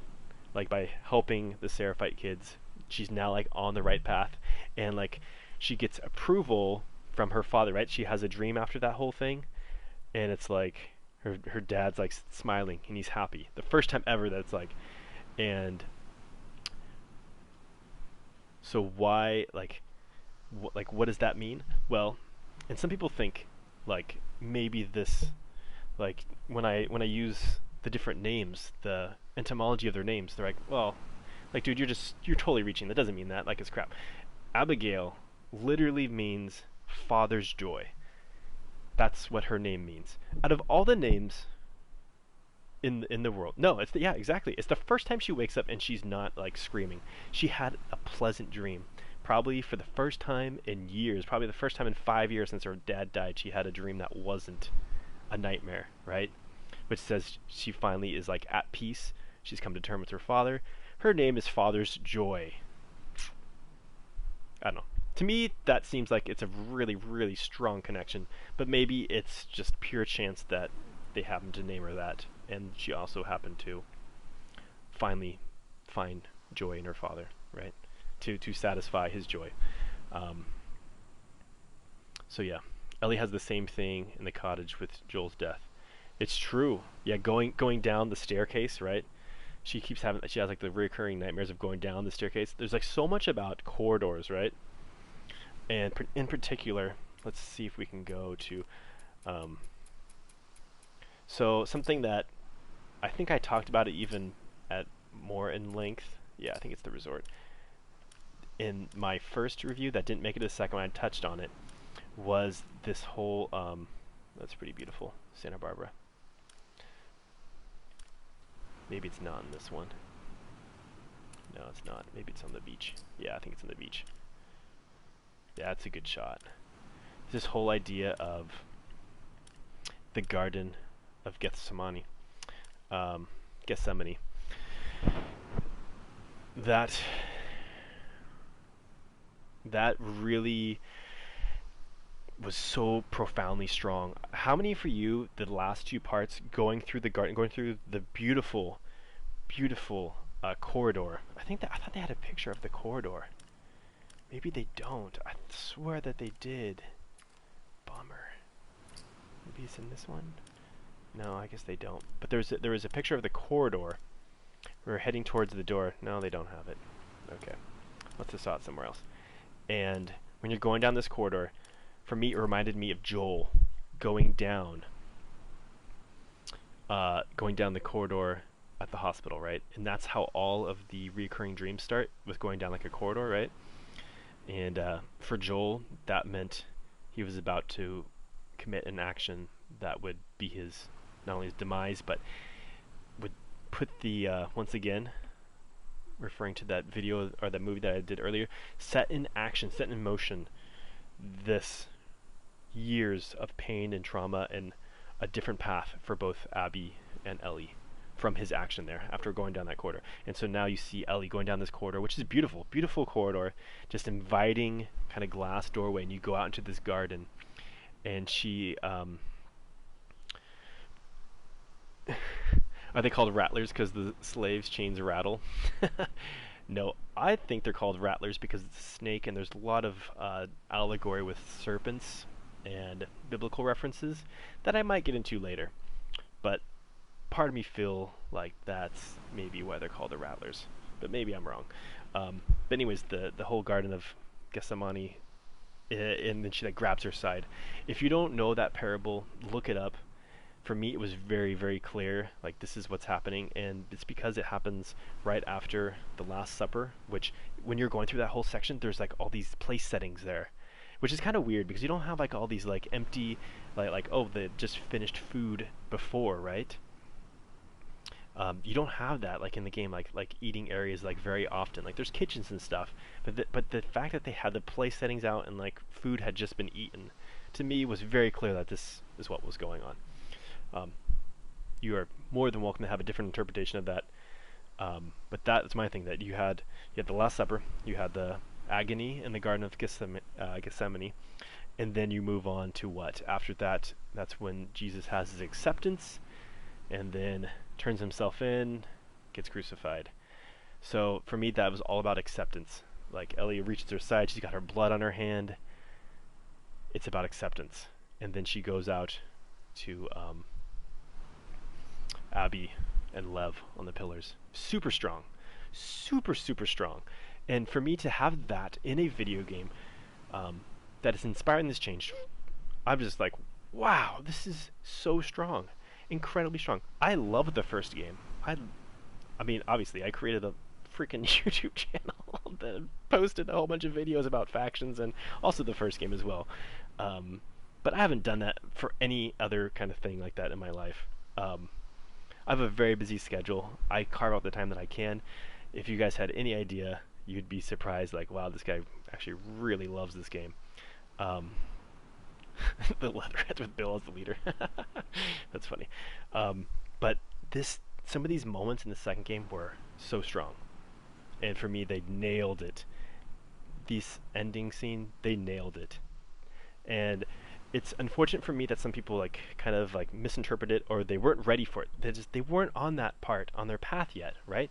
When I went back to it, and I talked about earlier about it's like not right or wrong. It's just people are along their path and they weren't there yet, and so they weren't ready to interpret the signs of what was going on. There's this whole idea of initiation. You have to be initiated to things, right? To incrementally change. You don't just have this huge thing like. That does happen very rarely to people. They have this massive spiritual rebirth suddenly, boom, it's very intense, but most of the time people have this stuff where they very incrementally change, and you're initiated to a new understanding or a new world, right? And that's kind of like something that they kind of talk about, Lev and Abby going to a new world. She went on this ascendant path, she left everything behind, she's going to a new world. Joel and Ellie were not going to a new world. They had not grown. They went back. They went backwards. They went back to Jackson. And here's an interesting...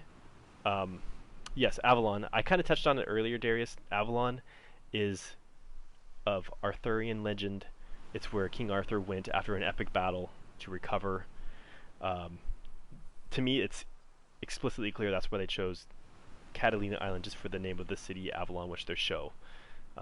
It ties in with the Fisher King, which I talked about earlier. It's a brilliant move on their part, I think. I really like it. But to kind of like go back to a second to talk about contrasting the Jackson group and the Abbey group.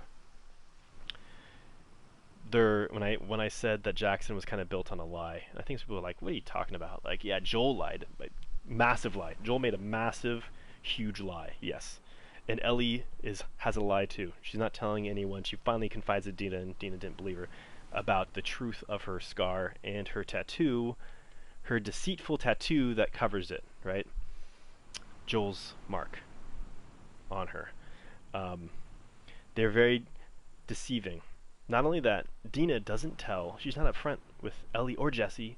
Hey, I'm pregnant. It's like they hide. They're hiding all these things. Jackson is hiding all these things, right? Whereas there's this line by Isaac. He says, there's no secrets between the Salt Lake crew, right? So on the whole like Salt Lake crew, like they're instantly oh, so this is the deal with Owen. He's like did this, and like don't tell Isaac, but like they're instantly like they've got each other's backs, so to speak. It's really interesting. I know we're like, because of the first interactions with them, like these people are scumbags. We hate these people, but there are little signs that show that, man, these people actually they weren't. It's all kind of perception. They weren't horrible. I mean, one thing, the guy Jordan, who it's like, I think it's easy to hate that guy Jordan because he like wants to like cut Ellie with her own knife and he wants to kill her at first. But he literally saves Ellie's life when she gets captured at the school. The one guy comes in like, hey man, we got new orders, shoot on sight, and he's about to shoot Ellie, and he's like, whoa, whoa, whoa, like wait, like that doesn't make any sense. He's like, he's literally saying like, stop, let's not just do an action, let's stop and think about it. Which that whole scene is a mirror of Joel like kind of like butting in with bigot Seth, and how Joel just like pushes in, is like, rah, like I'm not going to say anything, I'm just going to like push in and be physical and be violent. Where this guy Jordan's like literally doing the opposite. He's like yeah, we have a shoot on sight order, but he's like, let's wait. Like we need to like figure, like he wants to like get more information, how many people are coming. He's actually being like logical about it, right? Wasn't expecting Dina to fall through the roof and end up saving him. No, but that happened, right? He didn't kill her to save her. No, he wasn't trying to save her, but he did save her life just through his actions, through being for wanting to actually like think about the situation instead of just acting on violence instantly, right? He actually showed like a moment of, I don't know if you want to call it empathy. It wasn't really empathy, but maybe he just is being more logical about it. Yeah.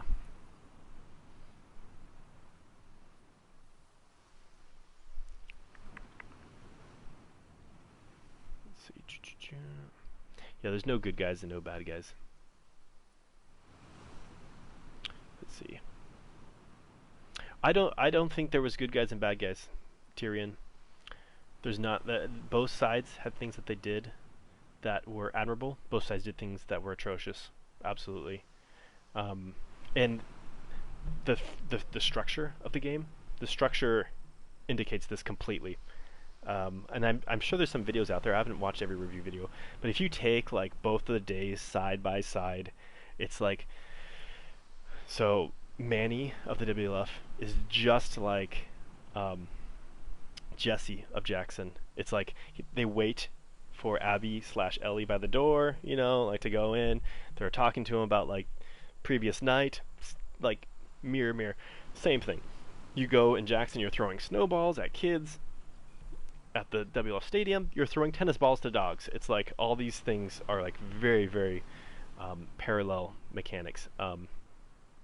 And it's showing that and the beauty of walking through both of these sections is they both have signs of working together with the growing of their horticulture. They're growing food to support their whole clan. They have food, like eating halls with each other. That shows, hey, when we work together, survival and life can be pleasant in this environment, right? So what makes it so that they don't work, that this doesn't work? And it's these cycles of violence that sometimes were started years ago, 5 years ago. And you know what? I see this in my own personal life. When I talked about earlier about how like change is hard, and I talked about that you have to transmute these pain or you transmit it. Like in my own family, I can map pain from my own family that my father has, that is trying to pass down to me, that I do not allow. I'm not allowing this pain to go to me. I have to end it here. Pain that his father's father and maybe his father's father passed down, right? And then if I don't change that, then I will pass it down to the people that I know, right? And any future generations of mine. So I think it's something that is really interesting, these cycles of violence that can echo for a long time. Do I think the stadium has any metaphors about sports being tribal? Yeah, definitely. It's just like you have like this team, right? You have this whole like team aspect.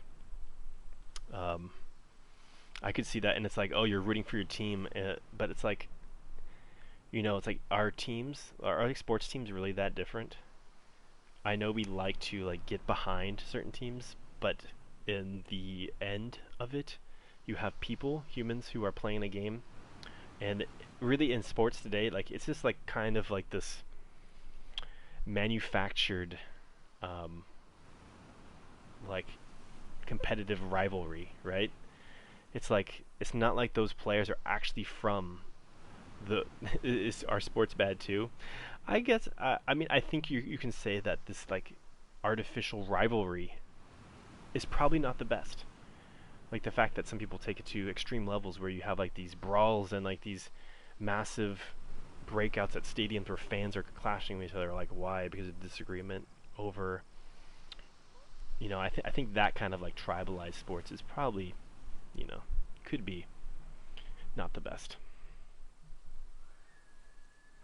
Thank you, Mr. Tennis. Yeah, I do not share much about myself at all, but there are things that I've been meaning to say in a like a fireside chat video, and I'll probably do it at that time. I think right now is not the best time for that, but a lot of this game I can attribute to things that I've experienced, or it's personal things that I've experienced that kind of bring my interpretation to the forefront, if that makes sense.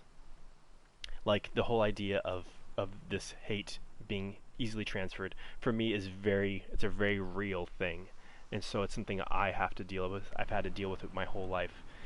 That makes it easier for me to maybe see these cycles in this game that's represented.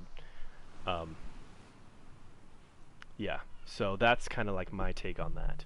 Let's look at some more questions here.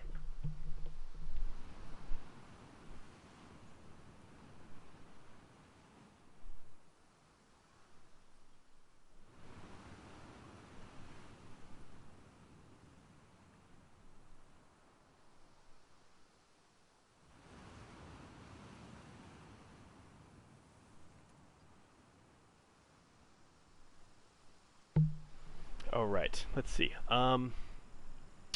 Yeah, I probably got time. I probably got like 15 more minutes. What do you guys want to hear about for the last 15 minutes? Do you think there will be a multiplayer?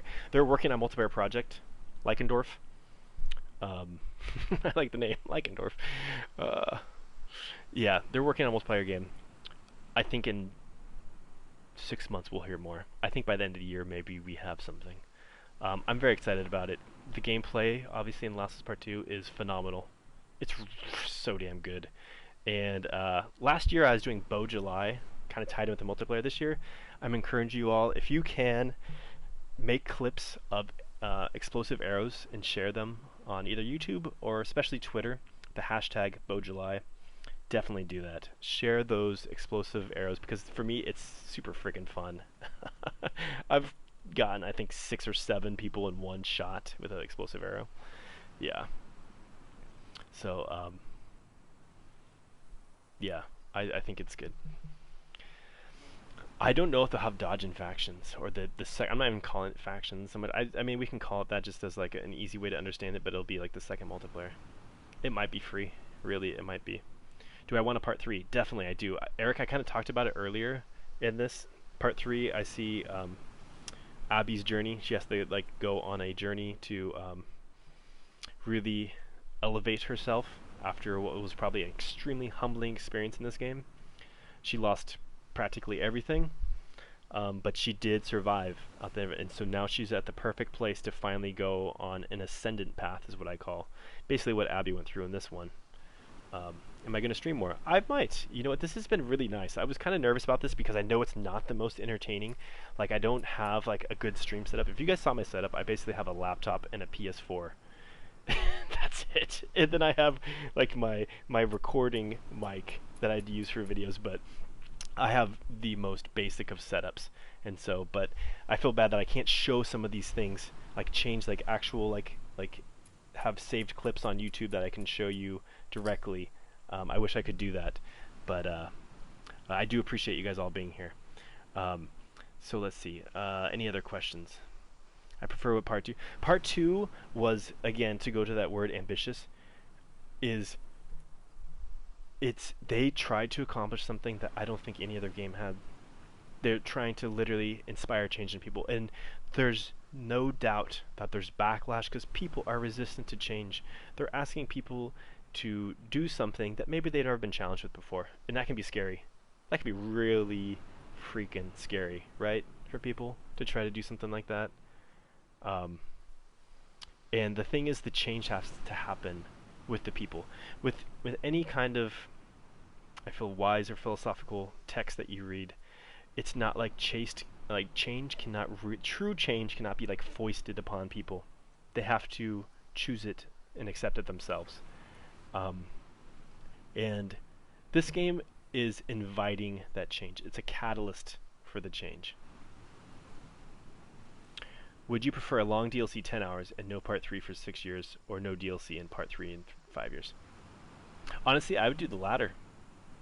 I'd want them to take as much time as they needed to make it good. I know we waited a long time for this game. Simply, I waited 7 years for this game. You know what? We all waited for it. And obviously, the developers wanted to get this game out as soon as they could, but they also wanted to be the message that they want to take. This is a very small microcosm of that, but I feel the very same way about that video I put out. Would I have loved to have gotten it out the very first week when everyone was talking about it and everyone was like saying, "Oh, check out this review, check out this one, this is great." Yeah, of course. But at the same point, I wanted to be at a level that it needed to be. And so that took time. And that meant being one of the last people to put, and I didn't even do a review at the end. It wasn't even a review. It was a story interpretation, is what I'm calling it. And you can take the interpretation, you can totally say, "I don't believe you," and that's fine. But that's kind of where we're at. Yeah. The silent submachine gun is close to full. It's kind of like a Spectre, too. I really see it kind of... Jack, thanks for stopping in, Jack. What's up, Starks? Change is good when forced sometimes. When it's not forced sometimes. Well, change... Often you need a catalyst for change. People don't typically change when they are comfortable. That is just the sad... Maybe not sad. That is just the intrinsic truth of it. At least for me, in my experience in my life, that's what I've found. But I would definitely love to have a part 3. I think after this is discussion, not just my like stream discussion, but the literal discussion that is going on within the entire gaming community, the outrage, everything. Part 2 pulled no punches. Absolutely, it did not. And thank goodness for them for doing that. Thank goodness for them. You know, it's like, I'm not even saying like, oh, this is a good story, a bad story. I appreciate what they did here. It's completely different. It's something that no other... honestly, is there any other game company that would maybe even attempt this? I don't know. You know, and you know what? In some people's eyes, like, this game is a massive failure, right? They're saying this is a huge disappointment, massive failure. You know what? There's a lot of really challenging, questioning, beautiful works of literature and art that were initially just trashed and ignored for years, decades, sometimes even longer than that people didn't understand. And eventually, over time, people were like, you know what? This person was actually onto something a long time ago. They got trashed. They were ignored. But, you know, it's just something that it takes time.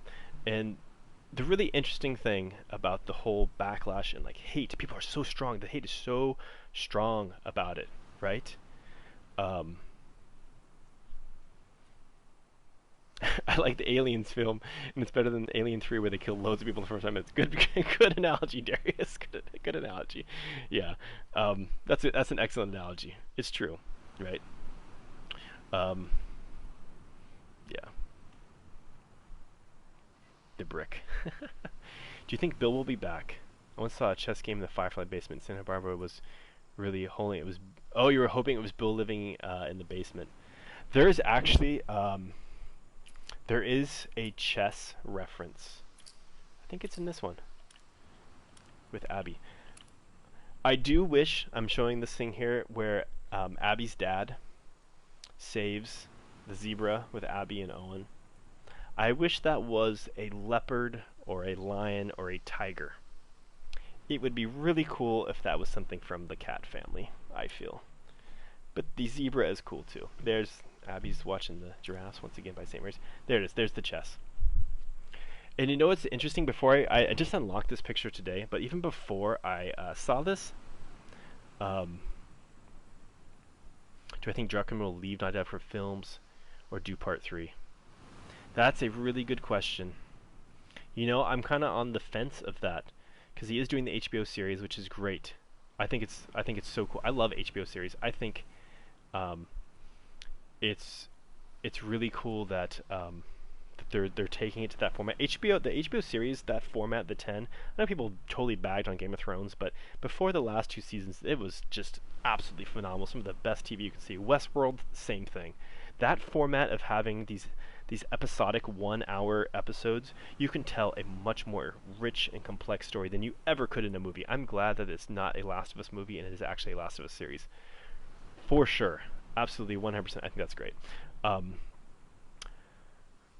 think Neil Druckmann's heart is really in writing, or at least I think he loves video games and he loves being the creative director and doing what he does. I've never talked to him personally, so I can't vouch for what his true intentions are.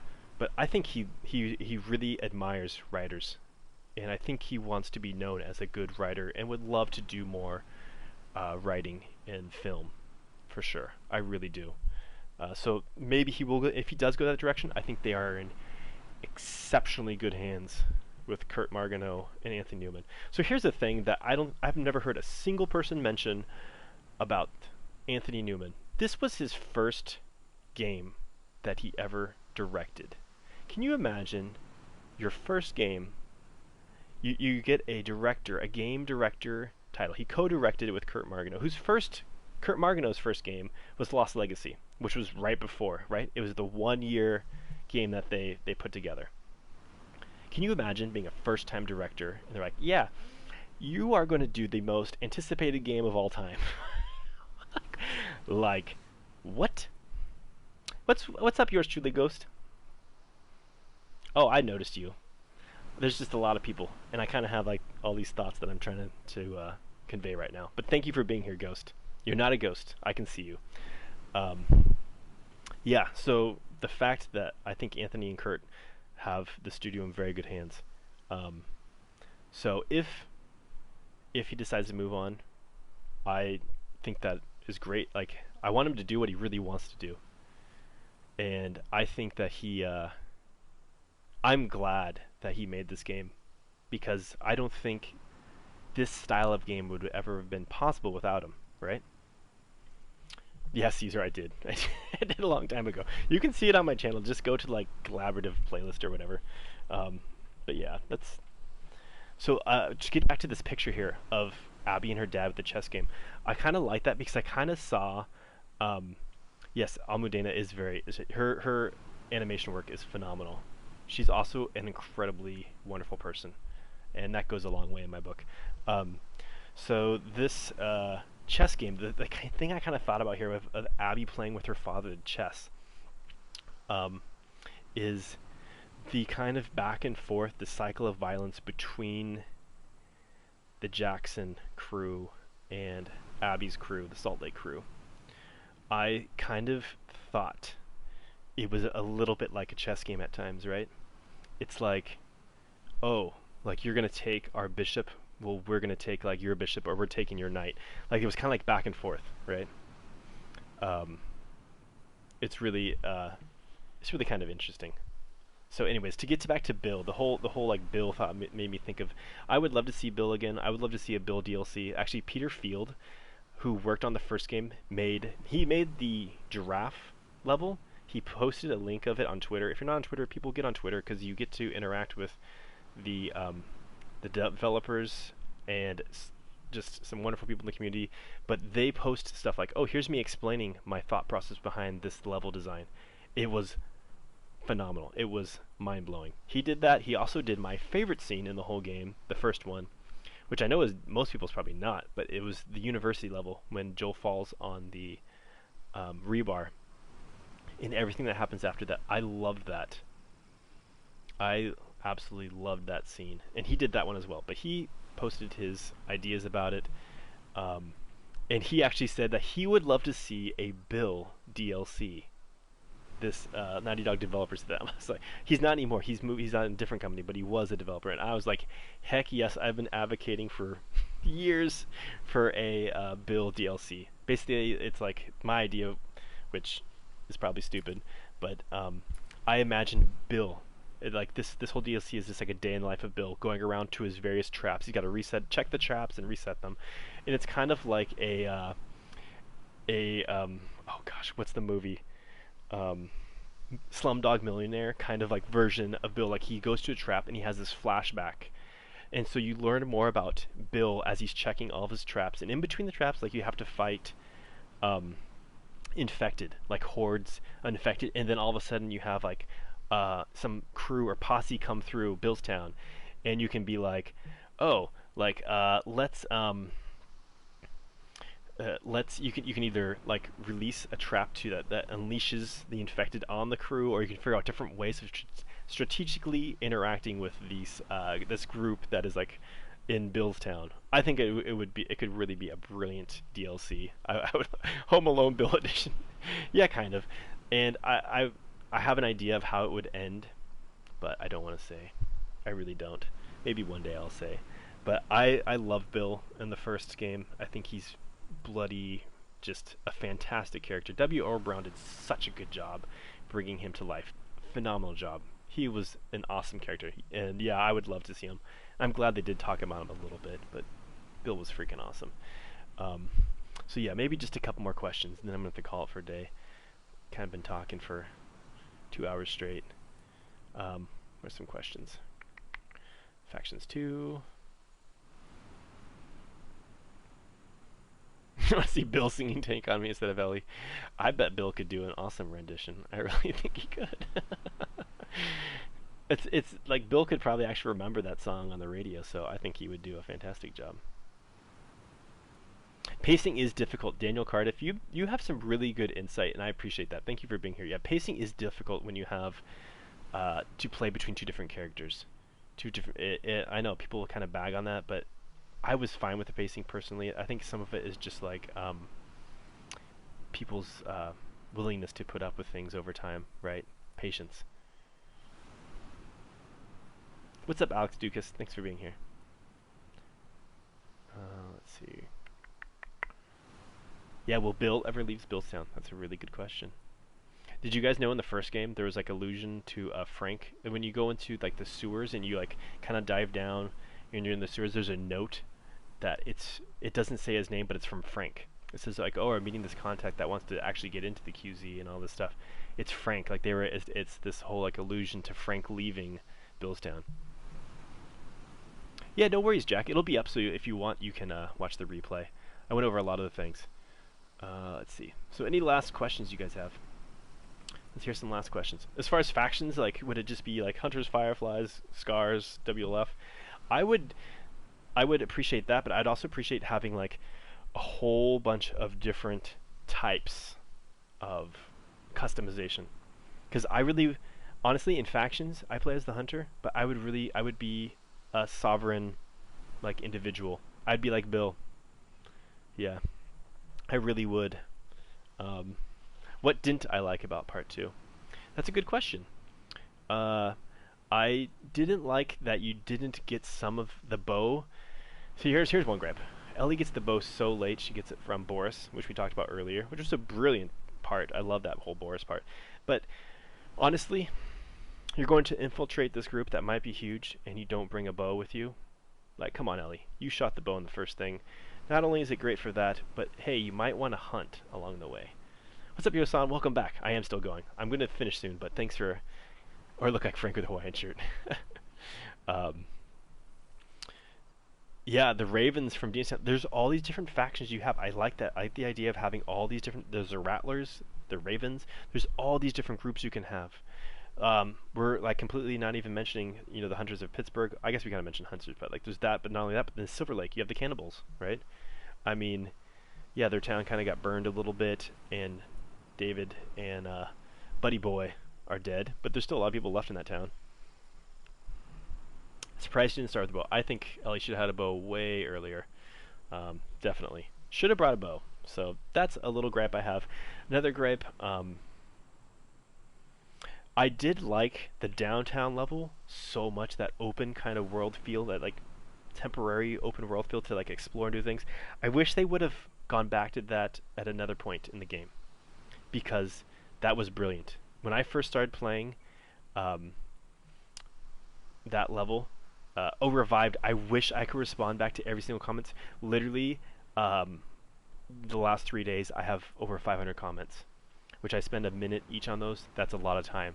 Just so if I did 1 minute, so I'm getting overwhelmed with comments right now, which is both a good thing and a bad thing. I'm sorry. I used to respond to every single comment when I could. Right now, it's a physical impossibility. And also, I worked this whole morning. I'm working right now 5 days a week, over 8 hours a day. So I fit this in when I can, and so I appreciate that. That if you could give me a little bit of grace with the comments. I'm so trying to get to them, but there's so much. But yeah, no, to go back to that downtown level. The downtown level, like, what did you guys think?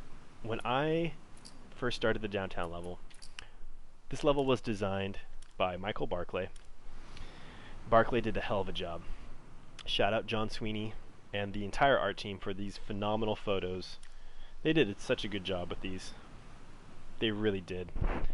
Beautiful.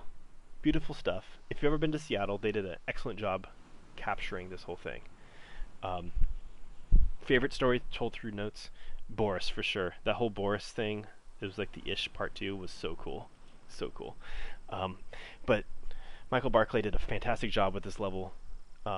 Because you're able to explore at your own pace. And I don't know about you, but I explored every single damn inch of this map. I spent so much time there, and I didn't even realize that it was just like the first segment.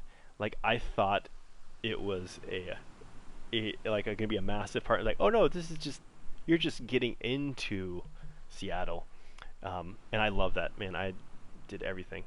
Excellent point, Fire Girl. This downtown map is not broken. Yes, this downtown compared to the downtown. I loved the single player downtown, Boston, with the rain and everything. That was cool. But the factions downtown map could use a little bit of help. But yeah, no, they did an excellent job. And so I wish they kind of maybe would have had a little bit more of that open world feel that they did on this downtown map. This downtown map was phenomenal. Just beautiful, gorgeous. Gorgeous, gorgeous area. They did a great job choosing Seattle. I know they put a lot of thought into which place they would chose to have the second game. Seattle, I think, is an ideal location. And I think even before it was announced, I thought, I live in the Pacific Northwest, obviously. I felt the Pacific Northwest was the ideal place to have a post-apocalyptic game, because it's so rife with natural resources. It really is. It'd be a great place to be when, the world goes to hell, as we may unfortunately be experiencing right now. So, that's some irony for you right there. But yeah, let's see. I did not like being able to jump over, steer everything. I wanted molly fires to spread. The mollies were a little different. I did not get spoiled, Eric. I was judicious about blocking words and blocking certain features of my browser to make sure I did not get spoiled. I only had one very minor spoiler, which was something that I assumed already. Like, it wasn't even a picture or anything. It was just the words, like someone put like Joel rip or Joel dies or something like that, which I didn't even like. It was a spoiler. I wasn't even sure. It was 100% certain that was the case. But as I mentioned earlier in this, I did not expect Joel at all. I at one point, I think a year or two ago, I said I would be disappointed if Joel made it out of Part 2 alive, because that would seem improbable, kind of a cop-out. And plus, his story arc really kind of ended in St. Mary's Hospital, right? I think we could maybe agree to that, maybe not. But that's my feeling. That's my feeling. But for the most part, I was 99.9% unspoiled, uh, which is why I did not stream this. I went like incognito underground, did not do anything for several days as I played this game. Did not go on social media, did not want to get spoiled. But yeah.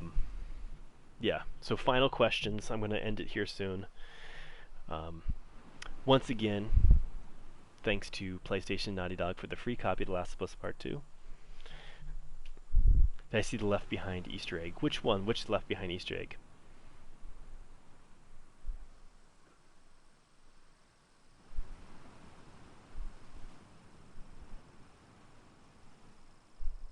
Like, deserved is a really interesting question. Or, like, way to think. Like, does someone deserve a good death? Does someone deserve a bad death? Oh, the Halloween store. I did notice the Halloween store. I instantly was like, oh, can we put the mask on? And then when we were in the arcade, I'm like, can we please turn on the Angel Knives game, you know, the turning? No, I was like, and then when you couldn't turn it on, I like shot it up. I'm like, I can't believe you can't turn it. You guys put this on here. Ellie didn't even say anything. I remember like my heart kind of broke a little bit. She didn't even say anything about the turning game. Did you guys notice that? Like she wasn't even just like, oh man. Like I was expecting some reaction. She didn't say anything. Part of me thinks like for her, she was kind of Joel-like in that she's like, ugh, too painful. Just not even gonna like acknowledge this. I don't see that game. I don't see that game. That memory's too painful. Not gonna acknowledge it. Yeah, exactly. Caesar the arcade. I did notice that, and I did notice the Halloween store. I thought that was very fitting. Right? Yeah.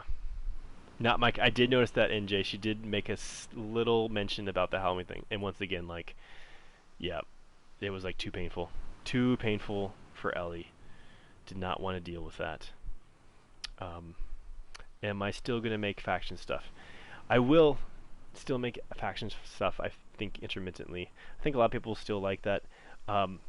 Ironically, I have not played factions in over a week now, which is really long for me. I'm still kind of processing and like really loving this part 2. Obviously, we waited so long for this game. For me, I'm not ready to just like oh yeah, I'm done. Let's play another game, you know. Revived. A lot of people say, oh, are you going to move on to different games? Are you going to do this? Are you going to like... So here's something that I've kind of alluded to. Maybe I have never directly said it out front. I named this channel, this persona, TLOU Strategist, for a very specific reason. It's not called The Strategist.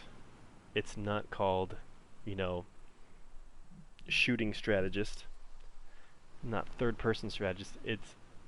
It's very intentional, you know. And I made this even before part 2 was announced. I had this idea and this whole thing, and so for me, like if part 2 didn't happen, then it would move on. It would move on, right? And so, as long as there's something to be made, I will be doing this. As long as you guys are interested in this content. And I think from my last 3 videos, the mythology one, the faction strategy video, and this most recent one that we're mostly talking about today.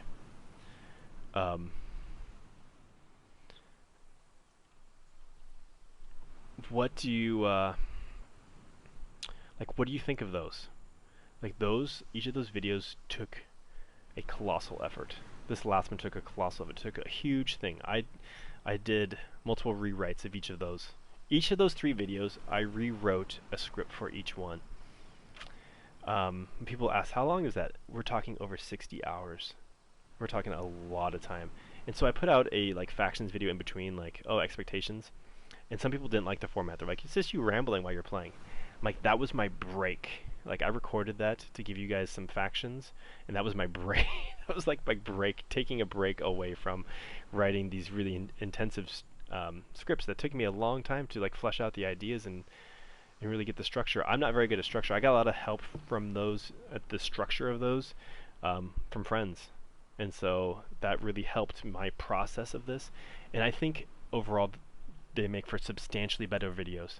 They take for substantially better videos, they do. But they're not easy to make, and I wouldn't ever be able to make them nearly as often as the factions ones. For me at this point, making factions videos, gameplays, is like just going on a walk. They're very easy for me to make those, but the content is not substantial. Um, they don't go in great depths. I like talking to you guys about them. I do like playing the game and talking to you guys while we play, but these last few videos I think shows like more potential. I think some people just, they see my name, they maybe have watched a couple of videos like, oh, it's the factions guy, right? That's all they think. But I think these last videos kind of show like, hey, maybe this guy can actually offer something significantly different than just random faction videos, right? The Mad Meerkat. I think there is a chance that they might actually have some DLC. And it's not even DLC. I mean, they are working on a multiplayer, a standalone multiplayer. In my mind, that I've talked about in several videos, I think that's what they're focusing a lot on, which is better than any DLC in my mind. That is a huge undertaking. I think that's super freaking cool. I really do. I think it's awesome. Props to them for having the courage to undertake a dedicated multiplayer. It'd be Naughty Dog's first, right? I mean, maybe they had some like other one in the past that was much smaller, but this would be a huge dedicated multiplayer. Props to them. The people that work on that, Vinith, Paul, Jacob, there's a whole bunch. They're really they're good people, and they're doing some tremendous work. And I hope we see that sooner than later. I really do. Do I think they'll add more modes and factions? I think it'll be different. I think, and that's what my expectations video. I think the manner in which I did it, that it was just like a casual play. Oh, what's up, General Hill? I think I may have done your question earlier. If I didn't, I apologize. But we covered a lot of Joel stuff at the very beginning. Explosive arrows and factions would be so OP. Will you play with subs? I used to do that all the time. It got really challenging because sometimes it became more about the people just wanting to like be on YouTube than actually interacting. And so I kind of go back and forth on that, but I probably would at some point. Oh, thank you, Fire Girl. Thank you so much. I appreciate that. Thank you, Virtual. Do I understand why you got the hate? Do I understand why Neil Druckmann got the hate that he got after the game? I do. I kind of addressed it earlier, and it's really kind of the last 2 minutes of my video kind of addresses that as well. They went for something incredibly ambitious. They asked for more from the player, in my mind, than any game has. It requires a lot of patience, a lot of self-reflection. It requires a lot that maybe most people aren't ready for, or maybe some people aren't ready for. There's other people that said that this game's amazing, and for them it was, they like, thank you for making this video, like you kind of summed up my thoughts. I had all these conflicting thoughts, and you kind of like put it into a video that really clarified it for you. Thank you, I have closure. This game now is great for me. Thank you. Like, for me, that's probably the best comment I could ever hope to receive in the whole career of this. I don't even want, I hate that word career. I really do hate that word career. And this whole timeline, the whole existence of this T-Strats persona thing. I don't see myself as that. Like, I kind of made this channel as kind of like to be a community thing, a reflection of the community. And people say, yeah, right. Like, it really is. I really don't like the YouTube platform. I don't want the attention, but I love the game. I love factions. I want factions to continue and to exist. And you know what? Here's an interesting mirror with Joel, to share something personally. I see Joel's, when I say he's selfish, like yes, he loves Ellie, but he's selfish. I have that too with factions. Part of the reason why I made this channel is because I selfishly did not want factions to go away. I had a vision of empty lobbies. So I first started this channel on PS3, and the lobbies started getting fewer and fewer, harder and harder to get, the same people over and over again. And for me, that was a red flag. I mean, fortunately, I could move to PS4, which I did 6 months into it, and it kind of like restarted the cycle a bit. It's like, oh, good, community's robust and everything again. But I had this vision, for me, which was really sad, of not being able to find a factions lobby, and that I wouldn't be able to have this shared experience with other people whom I've met amazing friends the world over through this game. And that's something that I never thought the single player could really match the multiplayer because the multiplayer is this shared experience. But in a way, they kind of did that. They kind of made it like everyone let's grow at the same time kind of thing, which is brilliant in my mind. It really is. But I do feel that the multiplayer, for me, that was my selfish thing that I kind of kept on the download a bit, was that part of it, if I want to be really honest and forward, my selfishness was wanting factions to continue to thrive. I was not ready to let factions go. And that describes Joel perfectly. He was not ready to let things go. And I was not ready to let factions go. So I can maybe in a funny way understand Joel in that sense. His selfishness.